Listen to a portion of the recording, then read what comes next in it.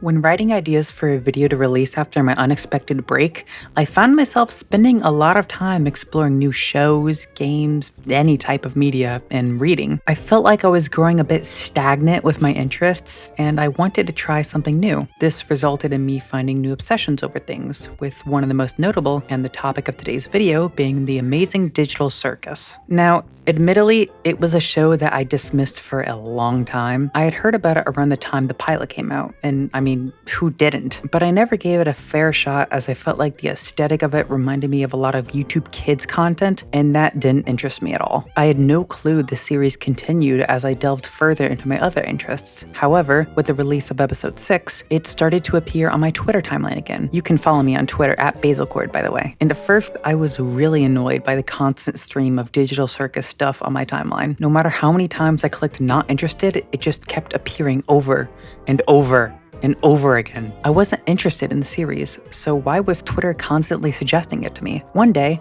2 of my friends came over to my house to spend the night, and the first thing that came out of their mouths was, "We should watch Digital Circus."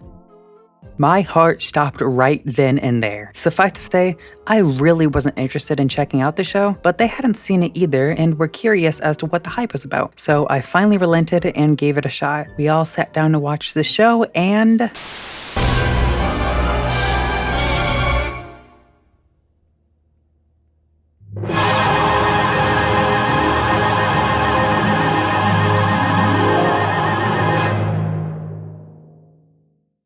I ended up being the one to obsess over it the most. I had fallen in love with the quirky humor, silly character designs, surprisingly serious moments of character connection, and complex emotions handled in the show. It was so much better than I could have ever anticipated it would be, and that interest sparked something new in me that I haven't felt in a while.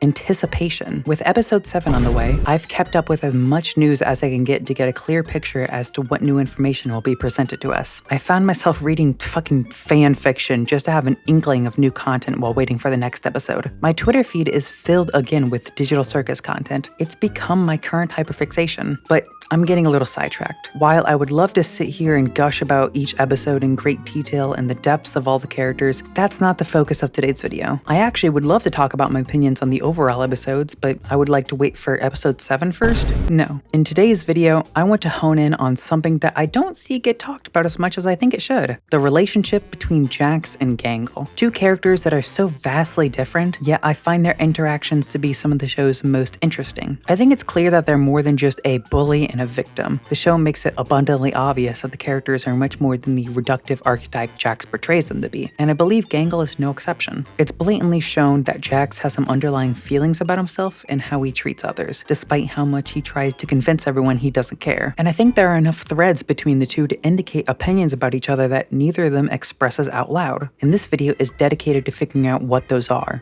or at least my interpretation of what those are. The great thing about Digital Circus is that the characters are all incredibly complex, but the even better thing is the amount of subtlety. Small movements can tell books worth of emotion without the characters even saying anything. Actions that most characters overlook, say not showing up to a funeral, can tell so much about a character without the show ever telling you. It rewards critical thinking, and I think that's the key to understanding the relationship between Jax and Gangle. So the rest of this video will be dedicated to me going over each time the two interacted within the show in some form, any outside information given by Gooseworx, the creator of the show, analyzing it all over, and yes, talking about the ship. Though I do want to make it very clear that this video isn't primarily about the ship between the two. Don't get me wrong, I love Ribbon, but I mostly focus on how the characters interact on an interpersonal level and platonacy. I will briefly touch upon the implications Ribbon can have at points in the video when it's most appropriate, but I don't want this to be known as a ship video. More so just an analysis on the connections between 2 people who have an interesting dynamic. So to close this intro, if you feel like being kind and subscribing to the channel, that would mean a lot to me. These videos are very time consuming to put together, and when the number gets bigger, dopamine makes me happy, and I feel like uploading. It'd be very sweet.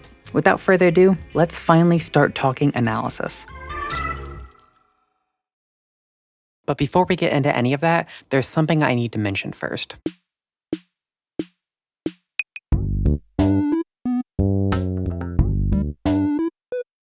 You see, the script for this video was written all the way back in October, and I had finished it in November, meaning that the entirety of this video was written in a pre-episode 7 world. I had originally planned to get this out before episode 7, so I wouldn't have to redo a lot of my script. However, as time passed, I realized it was best to wait until the episode was released and then add amendments where necessary to update or change any information. It would mean that there's a less likely chance my video will be outdated by the time it comes out. And luckily for me, there wasn't a lot of new Jax and Gangle information provided in episode 7, at least not them in a dynamic sense. So hopefully I won't have to make many changes, but there are guaranteed to be a few throughout the video. I didn't want to have to rewrite things after all. So keep in mind that the entirety of this video was written with the general knowledge the fandom had by episode 7, and the theories that went along with that as well. There's actually a few things in this episode that kind of muddle and complicate some of the ideas I initially had, but I'll probably discuss those instances when necessary. As a result, because of these additions, you can expect me to pop in every now and then with new information to give context, review, or further illustrate a point in relation to episode 7. When I do that, there will be a little noise like this one, and in the top right corner will be some text to indicate when an amendment is being added. Hopefully it won't disrupt the flow of the video, but I felt like it was necessary to have those updates for all of you. They shouldn't be too long either, so I'm thinking it won't interrupt sections that much. Anyway, sorry for cutting in here like this. Let's actually get started now.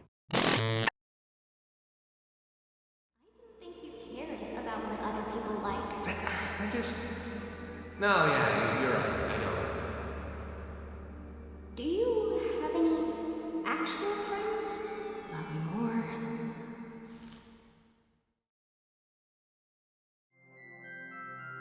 So before we get into the actual episodes, I think it would be better to introduce who these characters are on their own. So for the next 10 to 20 minutes, I'll be doing basic examinations of both Jax and Gangle on their own, so we can both come to a consensus of what we're dealing with. I'm sure I left chapters for this section after the singular character analysis, so if you're only interested in the dynamic between the two, you can skip to that. But for those who are staying, let's first look at Jax. Jax is a 22-year-old male who's stuck in the digital circus like everybody else. It's unclear how he got there, and his background is even more unknown. He goes out of his way to prevent letting any of the other characters know information about him. We have never been shown his room, he refuses to show what happens to his body when he holds his breath, and when Zupel asks him about his past in episode 4, he actively deflects the question with a Breaking Bad reference? What? So yeah, we know very little about Jax's background. We also actually knew very little about what his life in the circus was like before Pomni showed up, but this is clearly intentional. I will talk about this later, so just hold on to this piece of information for a bit. Jax labels himself as the funny one of the digital circus. He portrays himself as an agent of chaos, somebody who wants destruction for the sake of destruction. This often ends up as pranks that can range from harmless to cruel. As a result, he ends up distancing himself from showing any sort of emotion to other individuals, which means anytime he's showing some form of remorse or vulnerability is few and far between. He doesn't take the circus seriously in the slightest, even during critically dangerous moments for some, such as Kaufmo's abstraction in episode 1. He treats it like it's just any everyday occurrence, despite him still running away from Kaufmo. Jax is also known to enjoy violence a lot. He states this directly in episode 2 when he sees the tanker they were to use, and even more clearly from his suggestions for adventures in episode 5 and his love for guns in episode 6. It makes perfect sense with his desire for chaos. Violence is a key component of chaos, so why wouldn't he adapt such a fondness for it too? Now, I could go on and on about how Jax is a prankster, he torments his fellow circus members, and he, quite frankly, abuses them at points. He goes out of his way to piss people off, and all that is true. However, as everyone knows, there is another side to Jax that isn't seen often. The first glimpse that there may be more to Jax than what he lets people see is as early as episode 2. Upon Ragatha mentioning Kaufmo's funeral, Jax very clearly rolls his eyes at the idea and walks away. But did you notice that? He shows a split second of what looks like some emotion resembling sadness. This could be remorse, remembrance, regret, a lot of things really. But he quickly corrects it with an expression that could only be described as annoyance, which is reinforced by him storming off. Keep a note of this. The next instance of Jax hiding under the side room is in episode 4. The gang are forced to work at a fast food place, and Jax clearly hates it. Upon his visit to the employee reevaluation room, he changes his entire mood pretty quickly. It's unclear what exactly happened to him in there outside of the short amount we're shown, but based on his expression when being let out, it definitely messed with him. He seems a lot less energetic and more frustrated, instead of his typical smug attitude and quick-witted jokes. He opts for just wanting to get the adventure over with quickly. In this state, he has a short but normal conversation with Pomni that takes her by surprise, and after being called out by Gangle to do dishes, unlike what you would typically expect from him, he obeys with no complications. It's an incredibly stark difference, but I do have an actual theory as to why he changes, and why he also reverts back to his carefree self the second they get out of Spudsies, but I will get back to this after I finish the point I'm currently on. Continuing on about Jax hiding his emotions, episode 5 shows us several times in which Jax is slightly more vulnerable. Stargazing shows him immediately feeling more honest for one reason or another, asking if Gangle is physically capable of being happy to Pomni. I don't want to go too deep into this specific part until later, but do put a pin in it. Ragatha interrupts their conversation, and it goes, well, you can see for yourself. Do you have any actual friends? Not anymore. Oh, wait, no. I'm sorry. I wasn't talking about that. That wasn't meant to be. Hey, Kinger! Did you see the fireflies all the way over there? Jax was incredibly upset about what Ragatha said, in a way that we have never seen him before. He's been angry, but never to this extent. Shutting down Pomni when she asks for clarification. We don't get any more details on this thread for a while, but it is brought back up later in the episode. But until then, we have a bar scene to look through. This is without a doubt my favorite scene in the entire show. Everything about this scene is just so perfect. The style, the subtle movements, the writing, the jokes.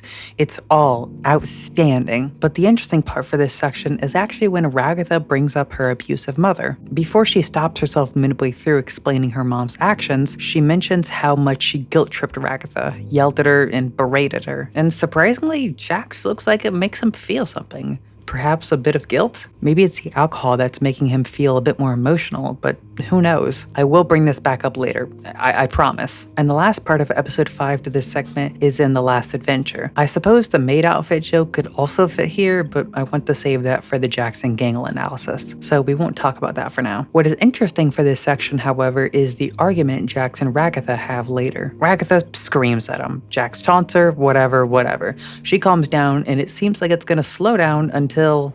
I'm sorry, Jax. For bringing up that thing earlier.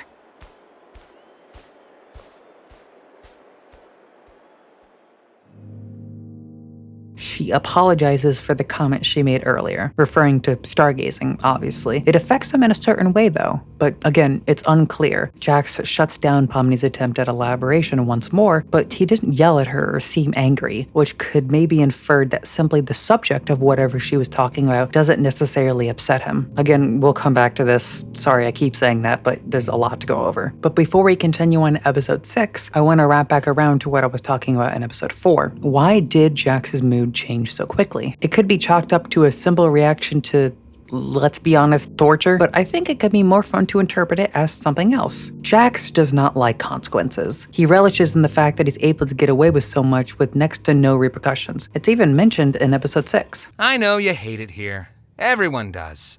But the silver lining is you can pretty much do whatever you want. So what's going to happen to him when he's put in a situation in which consequences are a factor? Of course, he's going to be upset. Though he challenges the threat throughout the episode until some of those consequences are actually shown to him. And that's when he finally shows a less cartoonish side of himself. Funny enough, I think this is exactly what Jax acted like in the real world. It all seems too honest. Undoubtedly, Jax plays up his personality to be incredibly comical and cartoonish. He's obsessed with that idea. For what reason, we will talk about later, but it's no secret that he wants to fit his role as a cartoon character as well as he can. But when he's put in a normal people scenario and is clearly shown that his actions will suddenly have consequences, it's like he almost automatically reverts back to a more human personality, a personality I believe he's truly like. Now, I'm not saying Jax isn't naturally mischievous or sassy sassy. No. I'm just saying that he was probably a lot more subdued at one point, before letting himself become a cartoonish parody of himself. He actually further explains this very idea in episode 6. I thought we were at first, but as time goes on, we just end up falling into our archetypes. Become part of the machine. Anytime that Jax is forced to confront the reality of the situation the cast is in, he immediately tries to run away, whether this is in the form of playing it off, It's just Kaufmo. Don't worry about it. a small joke, Are you coming on to me? Yeah, that's what everybody wants. A straight couple. Oh my god! or literally running away from it. We like to have a little funeral service to remember the people who abstract.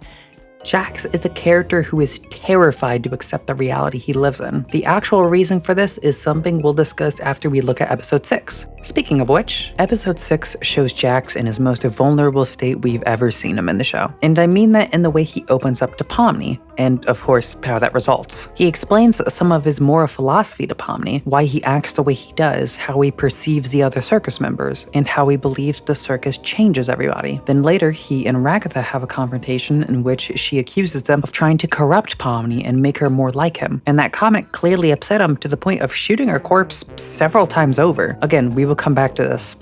Sorry. Afterwards, Pomni and Jax have a lighthearted conversation in which she presses him about his fear of corn. He opens up to her about it, but the moment she acknowledges the relationship getting strong, Jax is clearly taken aback by it. I'm learning a lot about you today.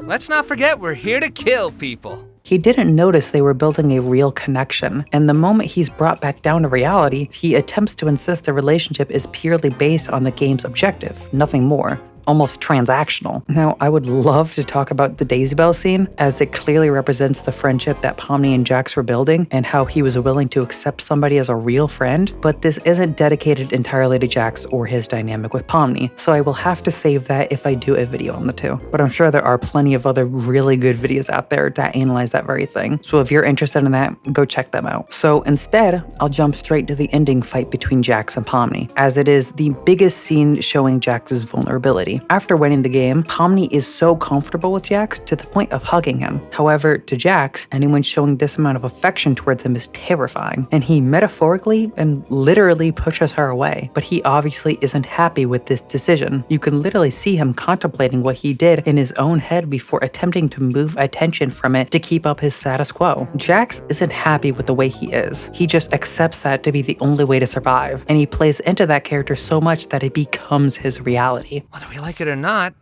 all we are now is a bunch of cartoon characters. So what's the point of pretending we're not?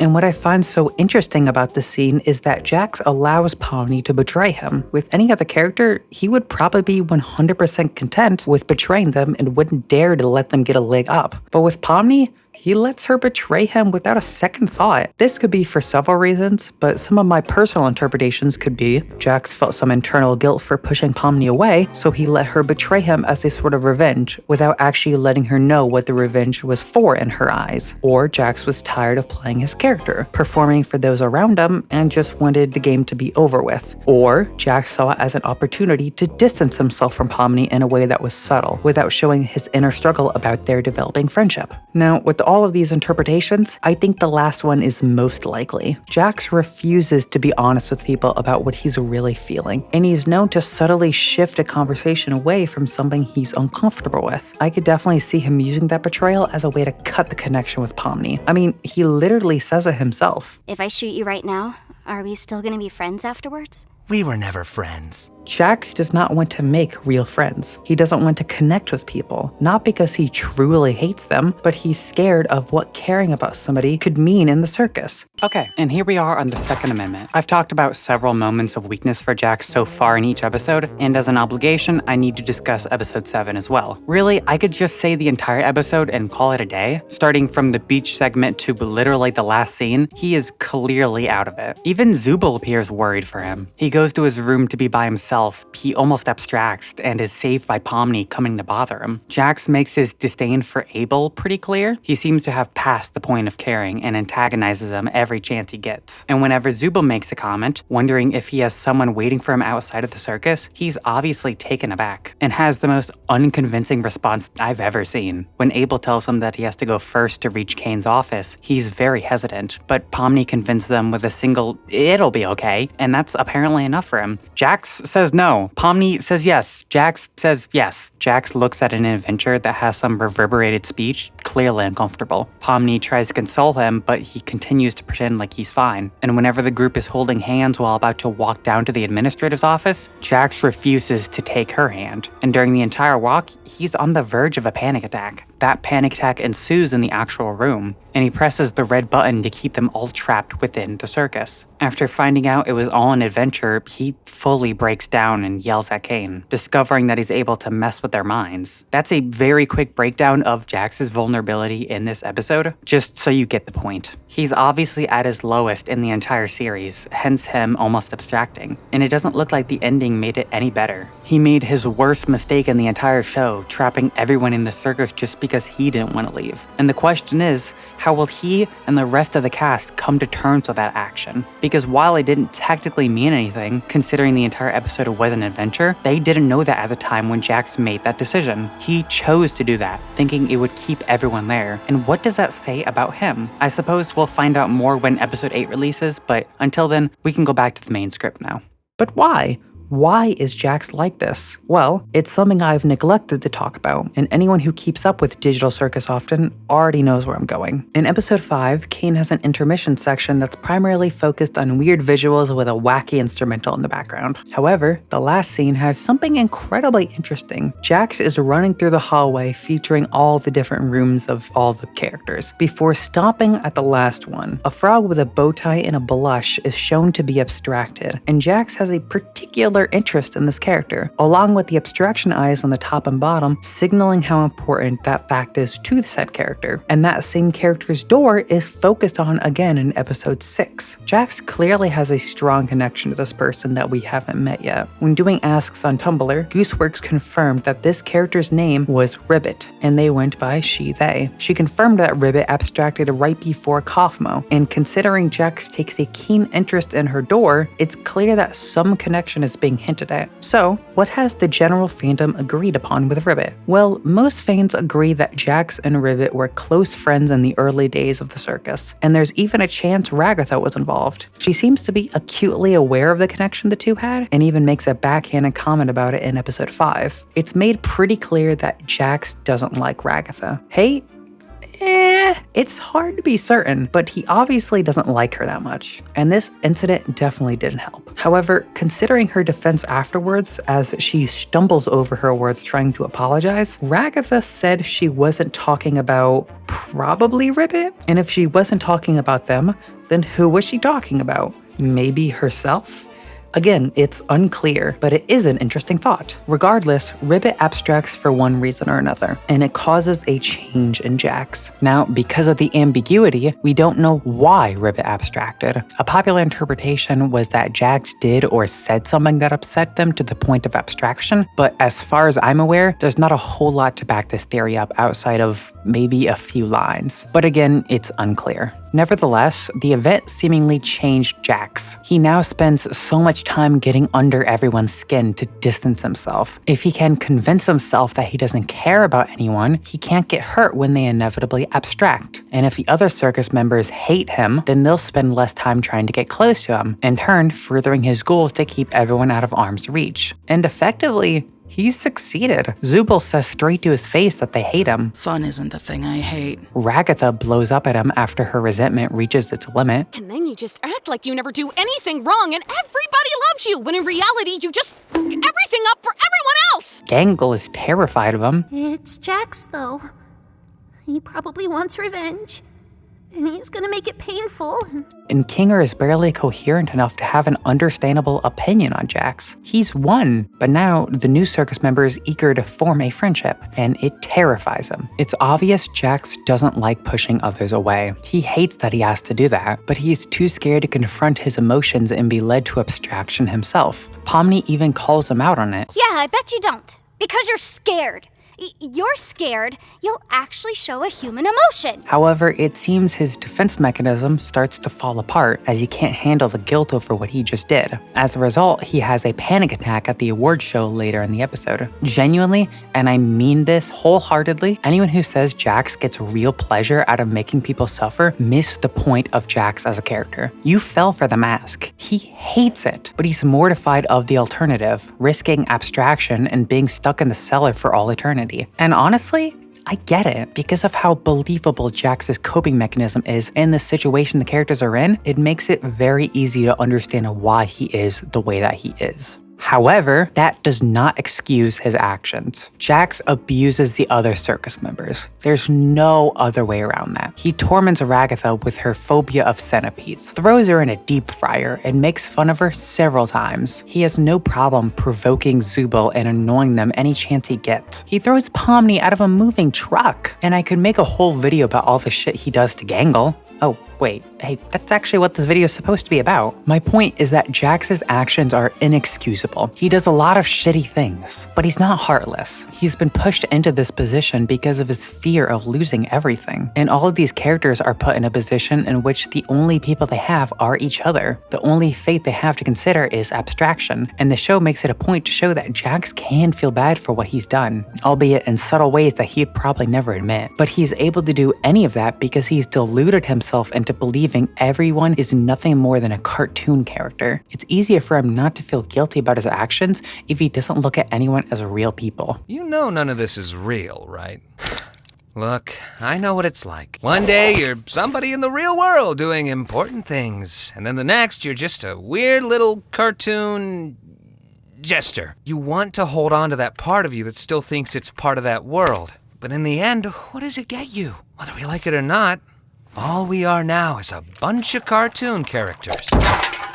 So what's the point of pretending we're not? In extension, he's able to justify his own behaviors as an animated version of who he really is because he is a cartoon character. Out of anyone, he plays into his over-the-top personality, one, because it annoys people, and two, it reinforces his idea that he is no longer human. But on that same token, I think Jax ends up being conflicted with himself as a result of his beliefs. It's clear that he wants people to hate him, but sometimes it feels like he doesn't. Take episode 4 as an example. In the beginning, Ragatha is teaching Gangle how to play softball, and Jax hits Gangle headfirst with the ball in just a matter of moments. And for once, Jax says he didn't intentionally harm Gangle, and based on their argument right behind her, which admittedly is hard to hear, he says some interesting things. Similarly, he seems offended at being seen as the villain in Pomni's eyes. What's your archetype then?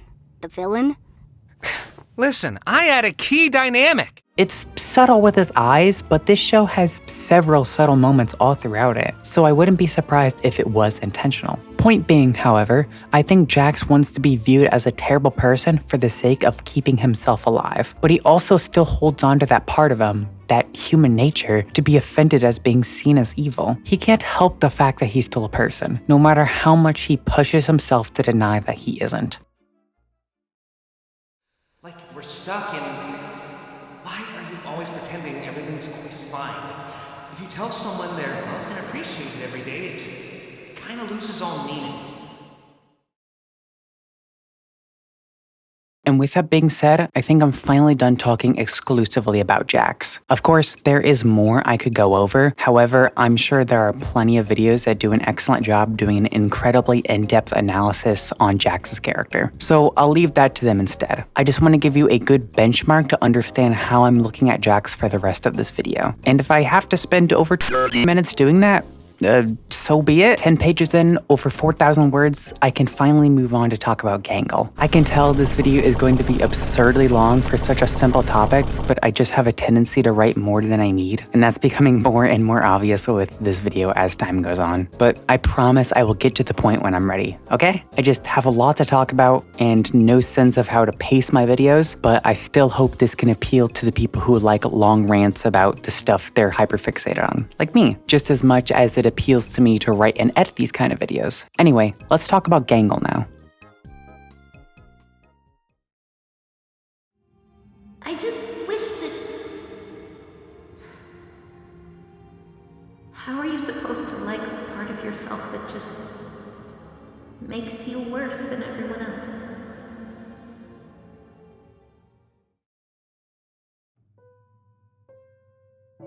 Gangle is a 26-year-old female character made up of ribbons that form a body and a porcelain mask. The interesting quirk about these masks, however, is their use in dictating Gangle's mood, or how we'll talk about later, less dictate and more so guide. The comedy and tragedy masks that Gangle wears come from ancient Greece and were used to indicate emotions to audience members who were unable to see the facial expressions of the actors. And in the digital circus, they serve a similar purpose. If Gangle wears the comedy mask, she is happy. If she wears the tragedy mask, she is sad. The concept itself is portrayed as simple and one note, but like everything else in the show, it runs a lot deeper than the surface level interpretation I'm giving it right now.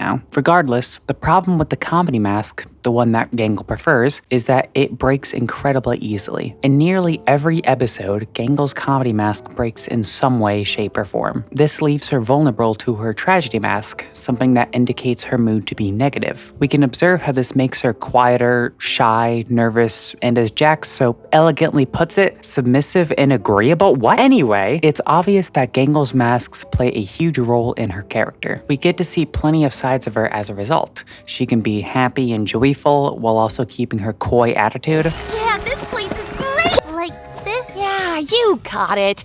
I'm actually gonna be on a team with Zubul. Gangle, wait.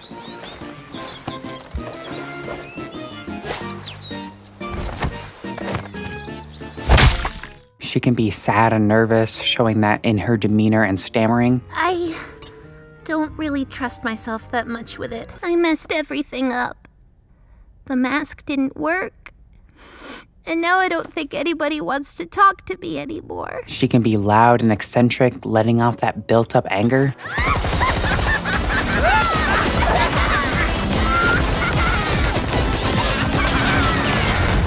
And with episode 4's new mask, she shows a side to herself that no other episode presents. She's filled with mania. It's called a manic episode, and you're getting 3 more seasons. Confidence. And with that out of the way, let's get to work, guys. An attitude and a desire to control the situation. Next you're gonna say my authority isn't real. All of these are products of wearing the mask. But interestingly enough, this same mask seems to expose her to something that she never considered before. Gangle realizes her masks don't control her. Throughout Digital Circus's first 4 episodes, Gangle's mood follows a typical pattern of A and B. In A, she is happy. She wears a smile easily and her voice sounds much lighter. Gangle is able to embrace positivity and wear it like a badge of honor. Then her mask breaks and she enters pattern B. In pattern B, Gangle is sad. Her voice becomes much weaker, she stumbles over her words, and her ability to defend herself is pretty much thrown out the window. Tears fall down her face, she constantly makes herself smaller, jumps at the slightest indiscrepancy, and the list goes on and on. It might seem like a basic structure to a character's personality, almost an incredibly reductive structure, but I do think it's intentional and actually adds to the complexity of Gangle's character. I'll be going over some of that next, but some of it I will save for later, as to cover that, we would have to step into Jax territory, looking into his viewpoint on the world and an extension Gangle. So just give me a long bit, before we return back to this point. Nevertheless, episode 4 is dedicated solely to Gangle. After Jax breaks her comedy mask, Zubul offers them a new one in their parts box. They say it's made of plastic, so it won't break as easily, and Gangle tries it on. She clearly really likes the new mask, which I will be referring to as her manic mask from now on. Later, she suggests an adventure to Kane where everyone works at a fast food restaurant, as she claims being a shift manager was her job before getting into the circus. In this adventure, however, Gangle completely changes. Her once self-conscious persona is dropped for a sickly, upbeat, and optimistic manager that is so real it's hard to believe her lines aren't excerpts ripped directly from real-life managers. You got time to lean, you got time to clean. At first, her personality seems to be fine-tuned to match the setting, to match the energy of the circus and fully immerse herself in it. However, as time goes on, she becomes more bossy, erratic, and downright disturbing at points. She starts taking her job too seriously, and that's when characters begin to call out her uncomfortable behaviors. And with that, Gangle's new personality starts to show cracks. In one of the very few back and forths between Gangle and Pomni, she dances around her own problems by mentioning Ragatha's overcompensating kindness, cutting Pomni off before she can say too much, and putting on her mask, both literally and metaphorically, when re-entering the building. By the end of the shift, she's completely losing it. Despite her mask, she is incredibly depressed, which the other cast members take notice of. Pomni actually takes initiative at the end and lets Gangle go home early instead of closing. And quite frankly, if she didn't do this, I wouldn't be surprised if Gangle would have abstracted right then and there. We've never seen her so low in the entire series, and the ending of the episode reinforces that. Gangle leaves Spudsies, throws her manic mask away, and for the first time with her tragedy mask, genuinely smiles. And then after that,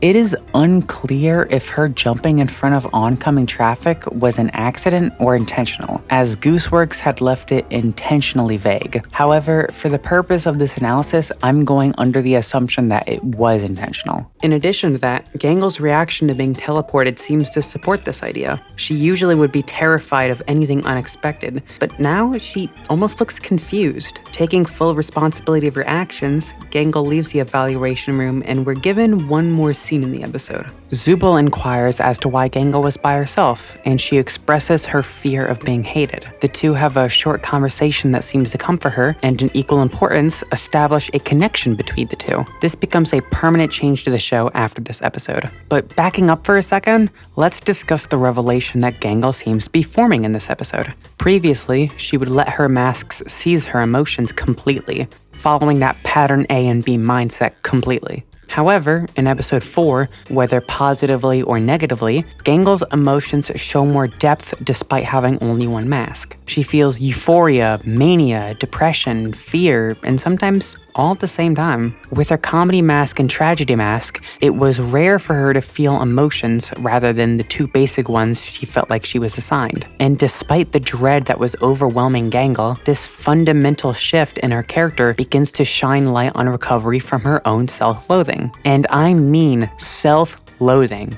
It becomes increasingly clear throughout the series that Gangle hates herself. She downplays her own accomplishments and dreams. But you also need to remember that they're completely unrealistic, and you need to stop trying. I worked in fast food.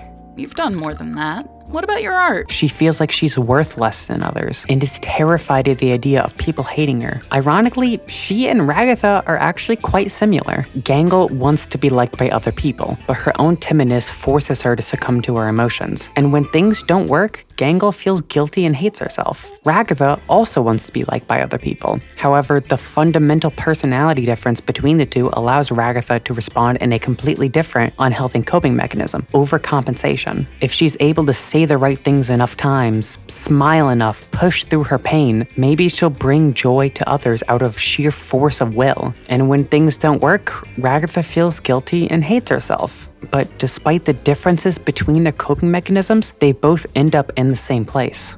I just want everyone to be happy. And I don't want people to hate me. Do you hate yourself? However, in the case of Gangle, It seems her ability to break away from her to put it lightly, stock emotions begins to help her feel better. I think the scene outside of Spudsies made her realize that she can feel euphoria and relief despite wearing her tragedy mask, which allows her to experiment more in the next episode. Gangle seems incredibly happy during her adventure, casually drawing with a small smile on her mask until the end. During stargazing, she seems to be calm, sharing food with Zubul, and during the softball adventure, she has multiple instances of looking happy despite her mask. Tormenting Jax with the maid outfit seems to be one, and when she gets home run, she looks content with herself. In episode 6, she has 5 moments I want to focus on. First, the brief back and forth between Zooble and Gangle has her explaining that she wants Zooble to hold on to her mask. Gangle says she wants to fire a Tommy gun maniacally and doesn't want to miss the chance to enjoy it. This, to me, indicates that she still feels like her masks have control over emotions more than anything. While she's clearly improving, this shows it's not sudden for her. It's happening slowly and naturally. At the end of her long conversation with Zooble, Gangle appears to feel better after their convo and even allows herself to make a small joke. She opens up a lot in this interaction, and I promise we will return to this a bit later in this section. Later, Gangle fires a Tommy gun with a comedy mask, but it ends up breaking by the end of the fight, and under it, she still seems incredibly joyous, which I think is a cue to the audience that Gangle could have done the same thing with a tragedy mask and not much would have changed. If she lets herself feel emotions the same way, she could have positive moments in spite of her tragedy mask. It essentially functions as a placebo effect, purely psychological rather than making a tangible difference in her mood. The last 2 scenes I'd like to mention are very small, but the small cat scene clearly shows Gangle enjoying her time and sharing an interest of hers with people she doesn't open up to as much. And if this is the case, it seems to imply that Gangle was still happy after dying and shared enough with the two to the point of dressing up as cats.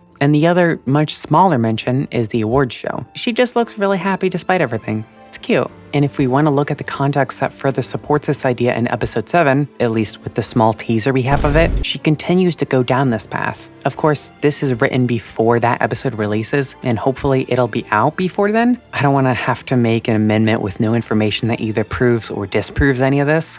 Actually, maybe that would be better, so the video won't be immediately outdated.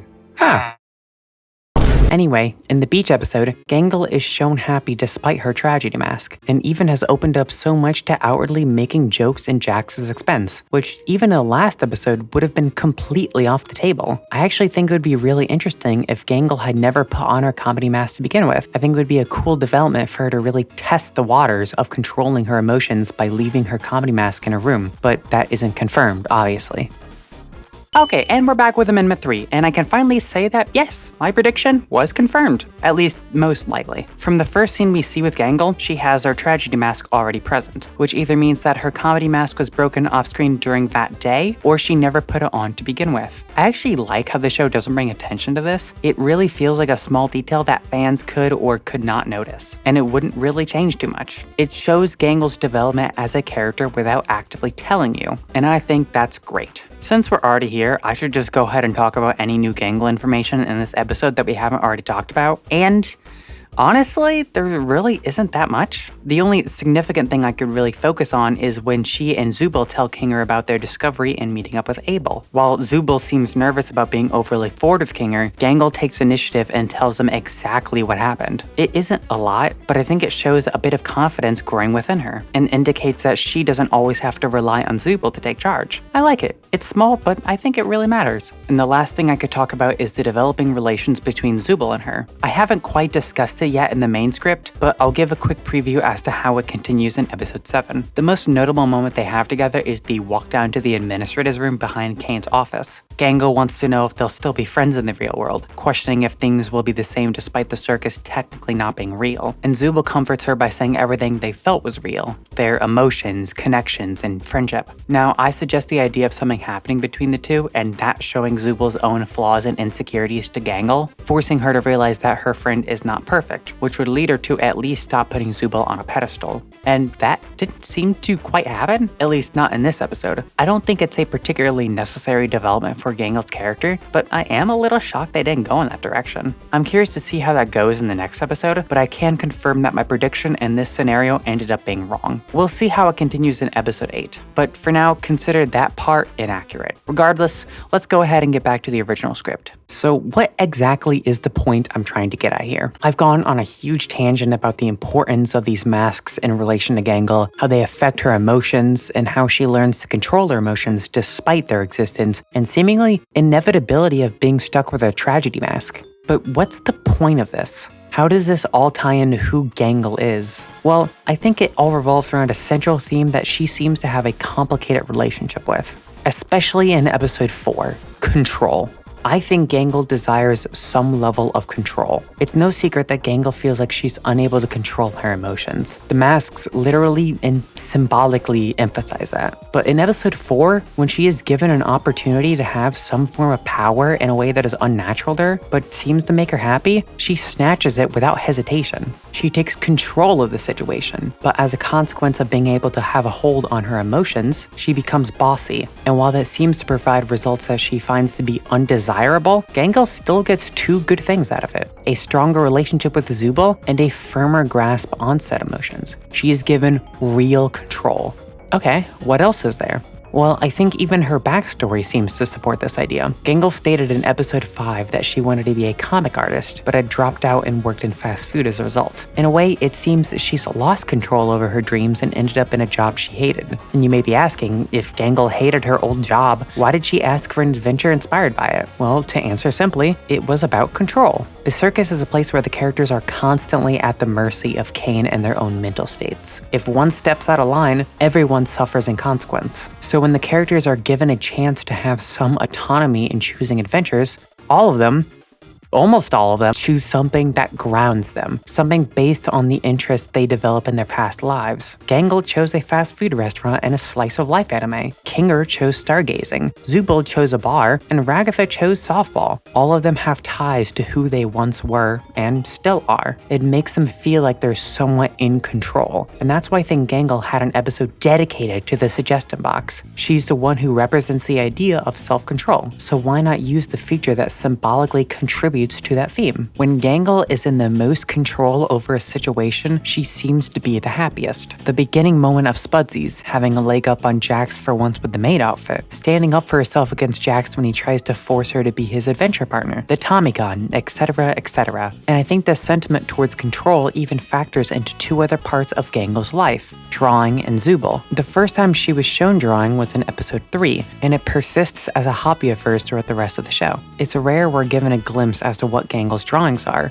but every now and then we can manage a peek. And sometimes even Gooseworx and Glitch gives us information about it. But in episode 5, we can see some of her drawings clearly, and it seems she's been drawing OCs in her free time. And it's pretty obvious that she's been interested in writing her own stories for a while now. Point being, I think Gangle uses her writing as a means to have control of a world. She's able to decide the personalities, plot points, beginning, middle, and end. It's a way for her to express herself in a medium where she won't be judged. Gangle likes comfort. It's why she enjoys Slice of Life so much. The stories generally turn out in favorable odds. To some extent, you know what to expect. And if you know what to expect, if you have a preconceived notion about how a show or story is meant to play out, it's easier to feel in control. While you may not directly get to dictate how a TV show, book, or movie ends up, you get to decide what kind of TV show, book, or movie you watch. Gangle chose Slice of Life because it comforts her. That's evident enough in her adventure. But also, it could be interesting to interpret it as her choosing a genre that generally doesn't have massive, slow-changing arcs. Look at something like Lucky Star or even Nichijou. The shows change as they go on, but at the end of the day, when you pull up an episode, you generally know what you're getting into. It's predictable, comfortable, and it feels more in line with what a fan would want. But let me get back on track with my original point. Drawing. Artists create art usually as a means of self-expression or a form of escapism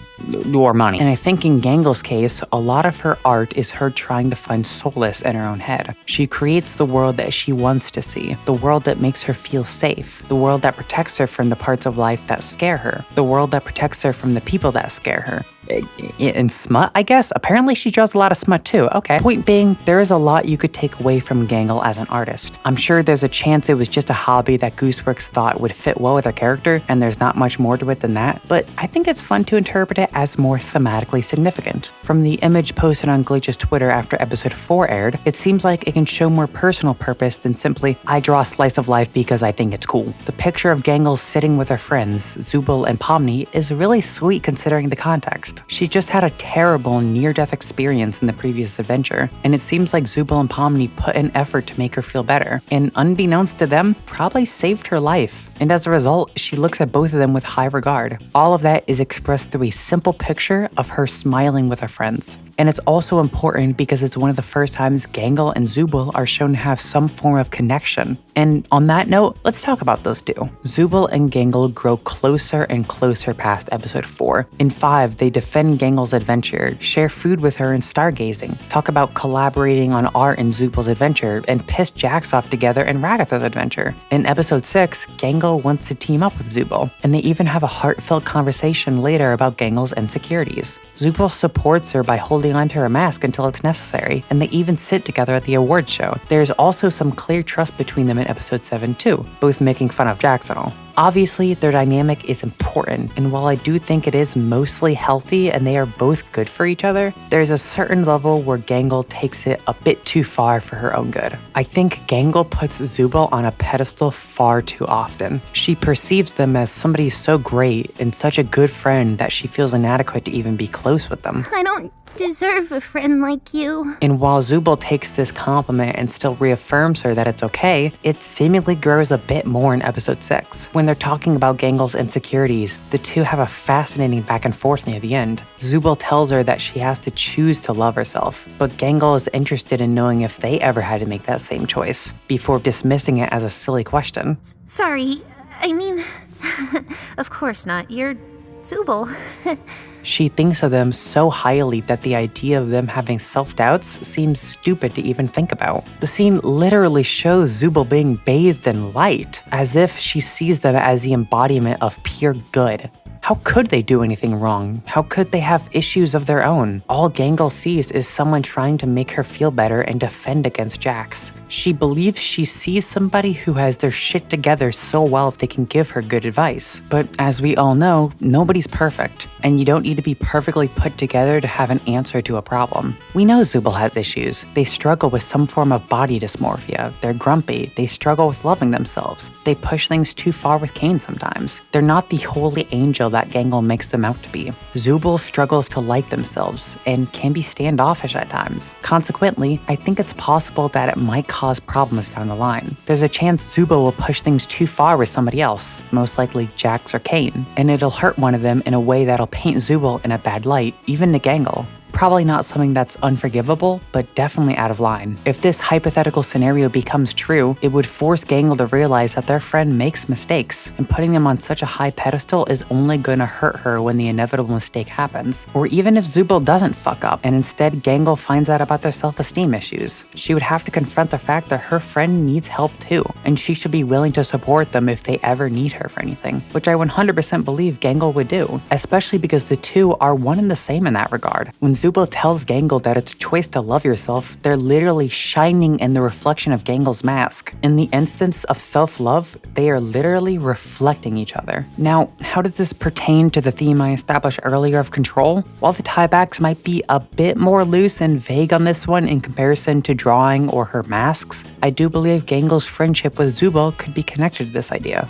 Now, hear me out for a moment and think of it like this. When a child has a parent who loves them dearly and tries to give them the attention they need, it's common for a child to adore that parent and see them as the pinnacle of perfection. When that child grows up, those flaws and cracks begin to become more clear, until a moment when everything shatters. That innocence of perfection is thrown out the window, and that kid is now left with only their emotions. It's sometimes really hard to accept that someone you used to see so fondly is complicated and not so perfect. Of course, it could work in the inverse as well. It can be just as difficult to accept the good things about someone you hated and acknowledge that. Trust me when I say this, I would know. Now, I'm not at all saying Gangle and Zooble's dynamic is that of a parent and child. That's not my point. I'm comparing the level of fondness a kid can see in a parent to that of Gangle to Zooble, not the actual kind of relationship. Much like a child to their parent after hearing about an instance in which the parent was clearly in the wrong, or having a childhood best friend step out of line, Zooble might end up disappointing or worrying Gangle in some way, depending on what they do. And that facade of perfection will break. When someone you really care about turns out not to be exactly what you envision them to be, it can be hard to control your emotions. It's much easier to picture them as the ideal version of themselves, rather than sitting down and understanding the realistic version. It's not comfortable, and as I said before, Gangle likes comfort. In her favorite animes, the biggest problem only having to be simple disputes, basic misunderstandings, or local problems. Nothing that serious. In her drawings, all she has to worry about is making easily fixable mistakes or a change in an artistic direction. With Zubul, she sees them as comfortable as her other aspects. But when that inevitability falls through, her biggest test of self-control will be whether or not she can accept that.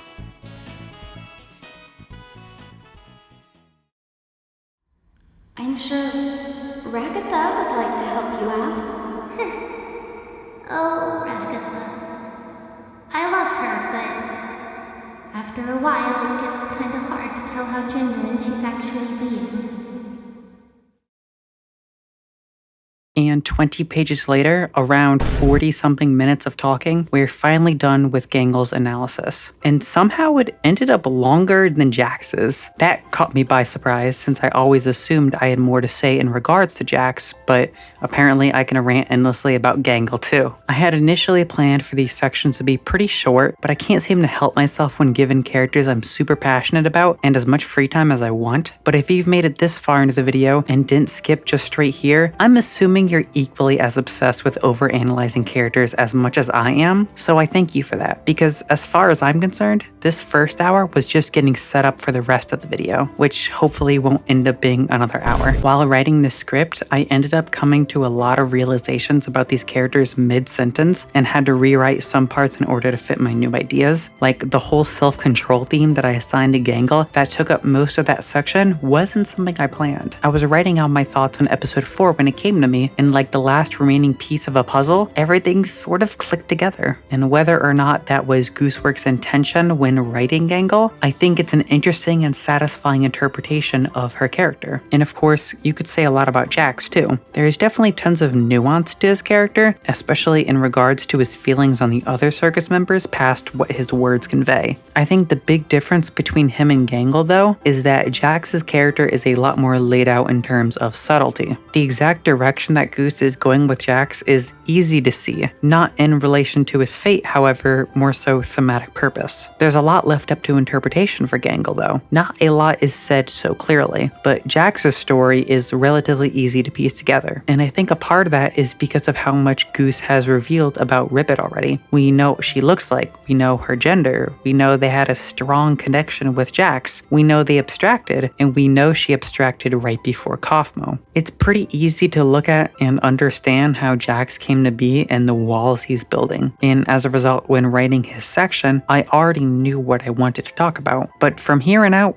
we're winging it. If I end up ranting for several minutes over a single scene that could be easily interpreted as a one-off joke, whoopsie daisy. I'm sorry, it'll probably happen again. I'm now past the territory of feeling like I have to cut down some of my thoughts if I wanted to talk about them in a different video. We are now in full ranting territory. If you somehow made it this far without realizing how much I over-explain things, let this be your warning. It is only going to get worse from here on out. Every sentence can end up turning into 3 pages. If you like that style of content, great. I want to be that girl. I want to be the student that English teachers love and students in peer review projects hate. We will be going over every single instance in which these two directly or indirectly interact, meaning if they talk to each other, it's getting mentioned. If they talk about each other, it's also getting mentioned. If they do something or say something in regard to each other, whether they realize it or not, it's getting mentioned. Get your popcorn out because we are not turning back. So we have a good understanding of who these characters are now, their relation to the themes they represent, their strengths, flaws, trials, and tribulations, and what could possibly happen to them in the future. In a way, you could simply consider this video partially about the actual title and partially about them as individuals, but I hope it serves some positive purpose regardless. We have a lot to go over, and it required a lot of setup, but let's not waste any more time and dive straight into these two characters and how they interact with each other, shall we?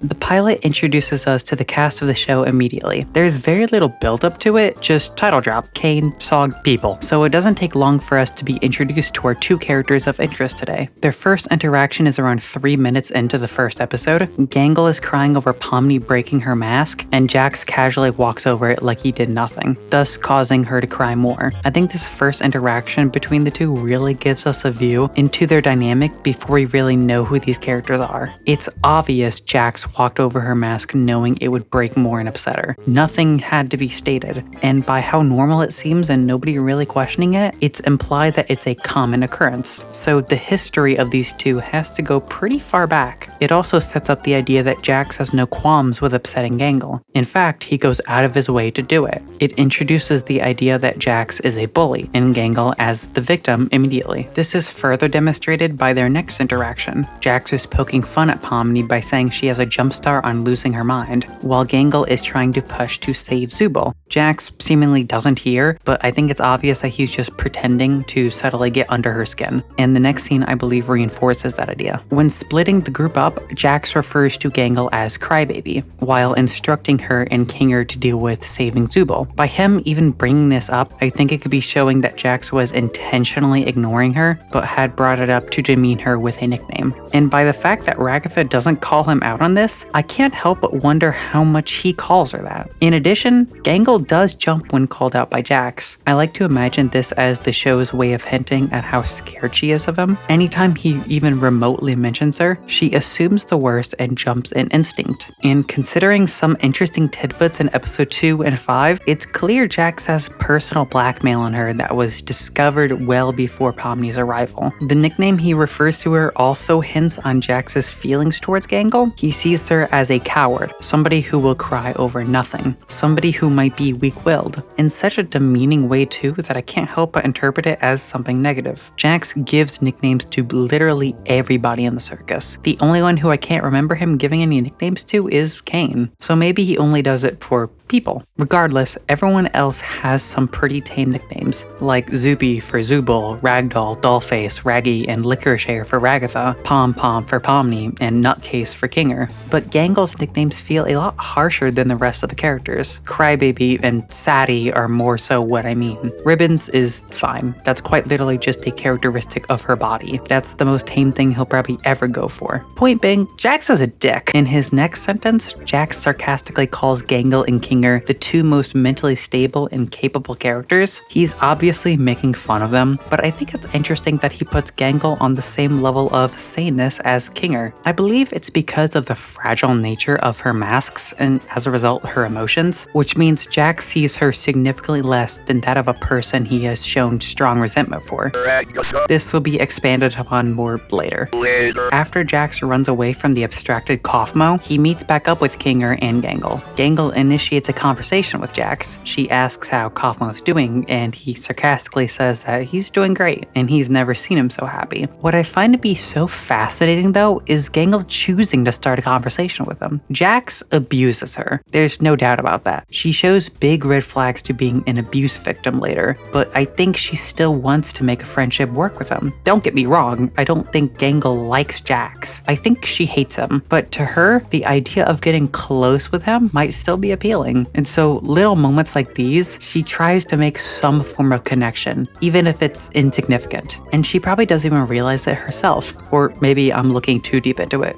Probably. Bowling balls ensues, and the group gets thrown down into the glowing queen's nest. Yes, he meant to her Gangle, he's still a dick. When Kaufmo falls down and attacks the glowing queen, Gangle screams and asks what's going on. Jax nonchalantly replies and tells her it's just Kaufmo, while she freaks out over him abstracting. Jax doesn't outright tell her that he abstracted, so it might suggest that she's seen somebody abstract before, but that would call into question when Ribbit abstracted. If she had seen somebody abstract, it was probably her, but I'm not so sure about that from a timeline sense. We know Kinger arrived first, and Ragatha after, and we also know that Zubul was the second most recent to arrive, short of Pomni, so that just leaves Gangle and Jax. When did they arrive? Well, on GlitchX, Goose said that Jax picked out her name. I like to imagine that Jax also chose Gangle's name.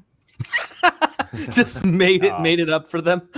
Yeah. making him come before her. And we know that Jax and Ribbit had a strong connection. So perhaps Ribbit abstracted and Gangle replaced them? That could have built up some internal resentment from him that made him feel obligated to bully her more. But if that's the case, why did Zubul inform Ragatha of the funeral like it was so customary? Would it not have been their first time with a funeral unless an older character had abstracted too? That would be Ribbit, of course. So the timeline is a little muddled, and it's hard to really gauge any of Jax's intentions against Gangle as a result of past problems because of that. Maybe it really is as simple as Goose said it, and she's just the easiest to mistreat. It could also be a mix of the two. Who knows, really? Later, when the group begins to make their way back up to the circus, Jax allows Gangle to go ahead of him before psyching her out and shoving her to the ground. He's a fucking asshole, okay? We know he's an asshole. I know quite a lot of people dismissed this action, but God, it's so unnecessarily rude. I really hope she has a crash out moment on him one day. He deserves it so fucking badly. Gangle, I apologize on Jax's behalf. He's just traumatized, so that makes all of his actions suddenly okay. Near the end of the episode, Jax says that he's hungry, while Gangle, in her mildly distressed voice, says he didn't even do anything, so how could he be hungry? Jax retorts by saying how, despite that, he is still able to be physically hungry. Again, it's basic conversation that puts these two characters into perspective. They don't have particularly positive opinions on each other. When Jax reaches out to her, it's always to torment her and make her feel bad. But when Gangle does it, it's the lightest act of small talk. There's no reason for her to say anything to him. She's scared of him.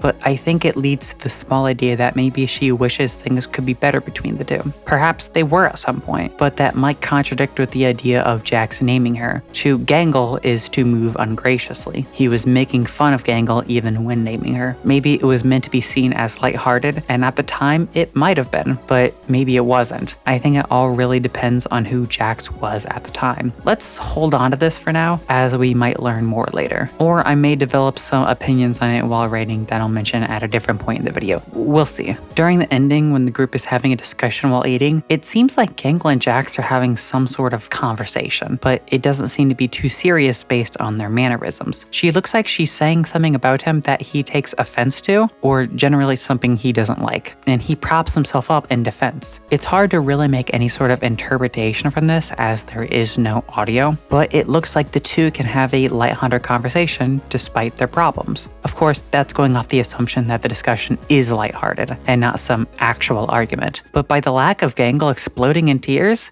I doubt it. So that's the last interaction from the two in episode 1. It mostly serves as a stepping stone for the future episodes in relation to the dynamic, but I do think it leaves enough threads for us to pull at a bit before moving on to the next episode. I brought up a lot of different ideas that will reoccur as we go through each section, so expect some of those to develop. I think this episode does a great job with these two. It shows the general style of their interactions. Jax bullies Gangle for fun, she gets sad, he makes silly, mean-spirited remarks at her expense. It seems like a simple formula, though it does leave doors open for possible underlying emotions or tension between the two that we can explore, and that'll get stronger as each episode passes by. So with that in mind, let's move on then.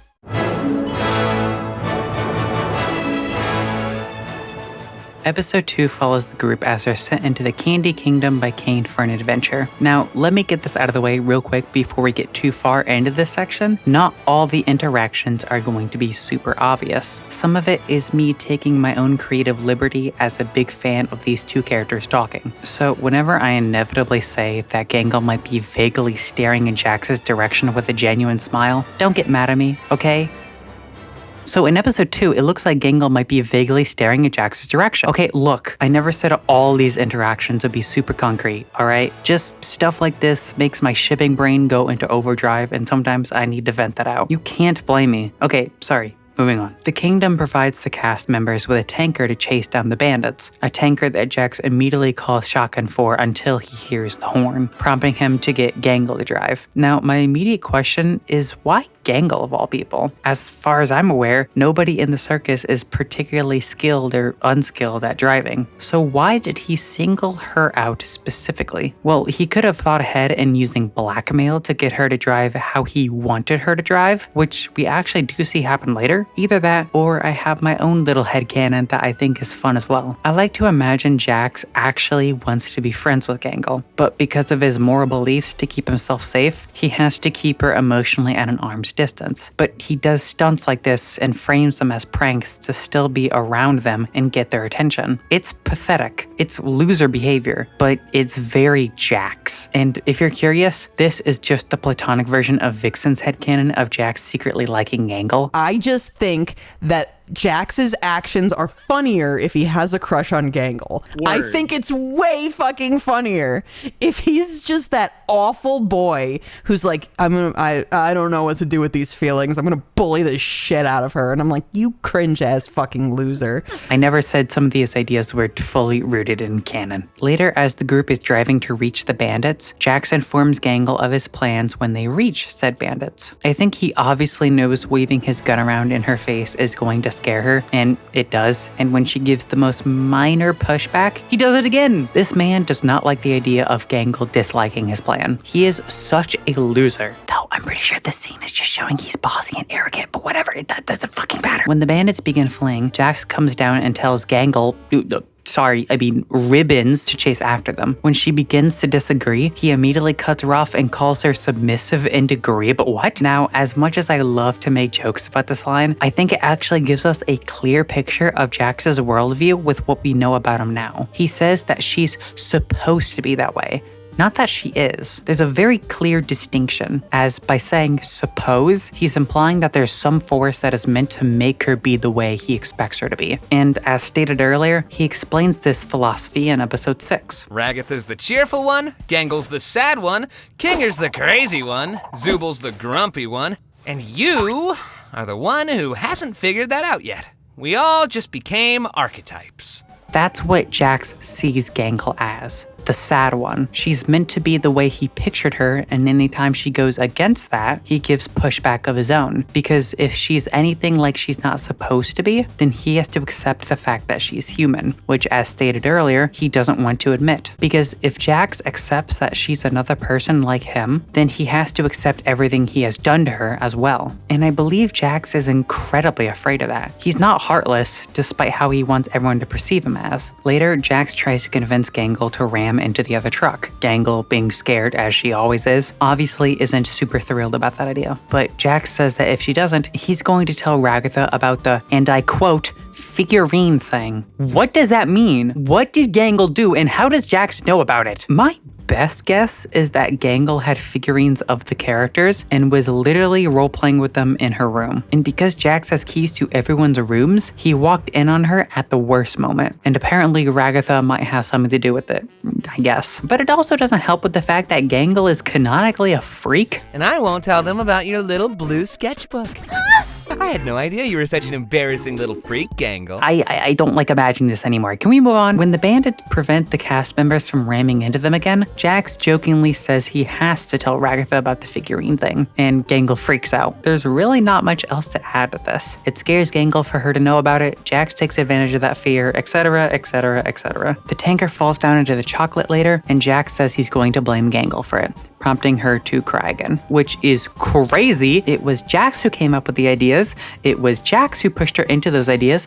It was Jax who blackmailed her. It is crazy to me how far he is willing to go to push everyone away from him, eternally. But ironically, it seems like a self-defeating philosophy. Sure, he might save himself from abstracting now, but what if he pushes more people to abstract? He can only lie to himself for so long, and when that inevitably happens, what will he do? Will he abstract from guilt, or have a similar fate as Kinger, living but losing his sanity in the process? Does Jax even have the capability of doing the same thing Kinger did? I highly doubt it, especially since his faults seem to run much deeper. But anyway, back to the episode. When the group makes their way out of the chocolate on the fudge, Jax engages in casual conversation with Gangle. He expresses how it was a lot more anticlimactic than he had hoped for, and she inquires about what exactly he was hoping for. Obviously, it was chaos. It was destruction, but I really like this small back and forth between the two. It almost felt normal. Jax went out of his way to talk to Gangle. She reciprocated it and asked more about his desires. He responds in a semi-normal, Jaxy kind of way. It was a lot more calm than any of their other interactions up to this point. And again, it makes me anticipate that there's hope for these two to have a better relationship. Maybe. And the last notable interaction between the two in the episode is very small, but whenever Pomni and Gamiku return from the deepest pits of hell, Gangle begins to look in the binoculars to see what the noise was, but then Jax takes it away from her before she even gets a chance so he can look himself. That's such a dick move, but I think it's so funny. You get a pass for that, bunny boy. I'll look the other way regarding this one. And that's episode 2. It definitely expanded a bit more in the two and how they bicker, but we still don't really get a deeper look into how these two actually view each other. Digital Circus could have easily left it at that, a bully and a victim, or some level of teasing that the viewer doesn't get without context on Gangle's feelings, but I think it exceeds that. It's much more than teasing. There's some real bite to some of the stuff that Jax does or says, and while we won't necessarily cover on that too much for a bit, it will come back up, and it will add a lot of layers to their relationship that I think turns this from a simple trope to something much more interesting. And let me just go ahead and reiterate something right now. While I really like Jax and Gangle and how they interact, I am not at all saying their dynamic is healthy. Actually, I try to make it very clear that it is not. Jax is blackmailing her. Jax is shoving her. Jax is taunting her. Jax is verbally abusing her. You can't look past that. But I don't think there's enough hateful venom in Jax for him to be actually irredeemable in her eyes. In my own analysis, I've said multiple times that it seems like she's trying to reach out in some ways, if subtle. But that doesn't make what he's doing okay. It's not. And I don't like seeing Jax fans defending it and pretending it is. Yes, he is traumatized, but that is a reason, not an excuse. Okay, sorry. I just feel like I had to make that point very clear several times, but let's just move on.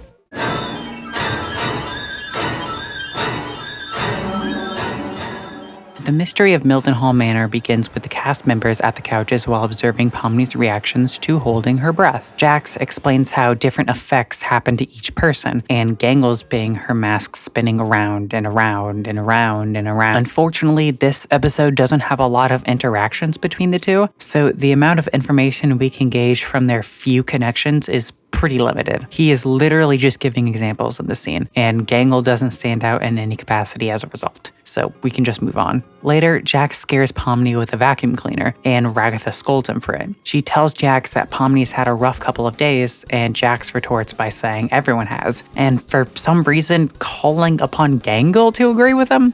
What? Out of anyone? It doesn't make a lot of sense why he would call her out specifically, unless he's trying to make a joke about her having a rough time as a result of his actions. But he's usually a lot more spiteful when he does stuff like that.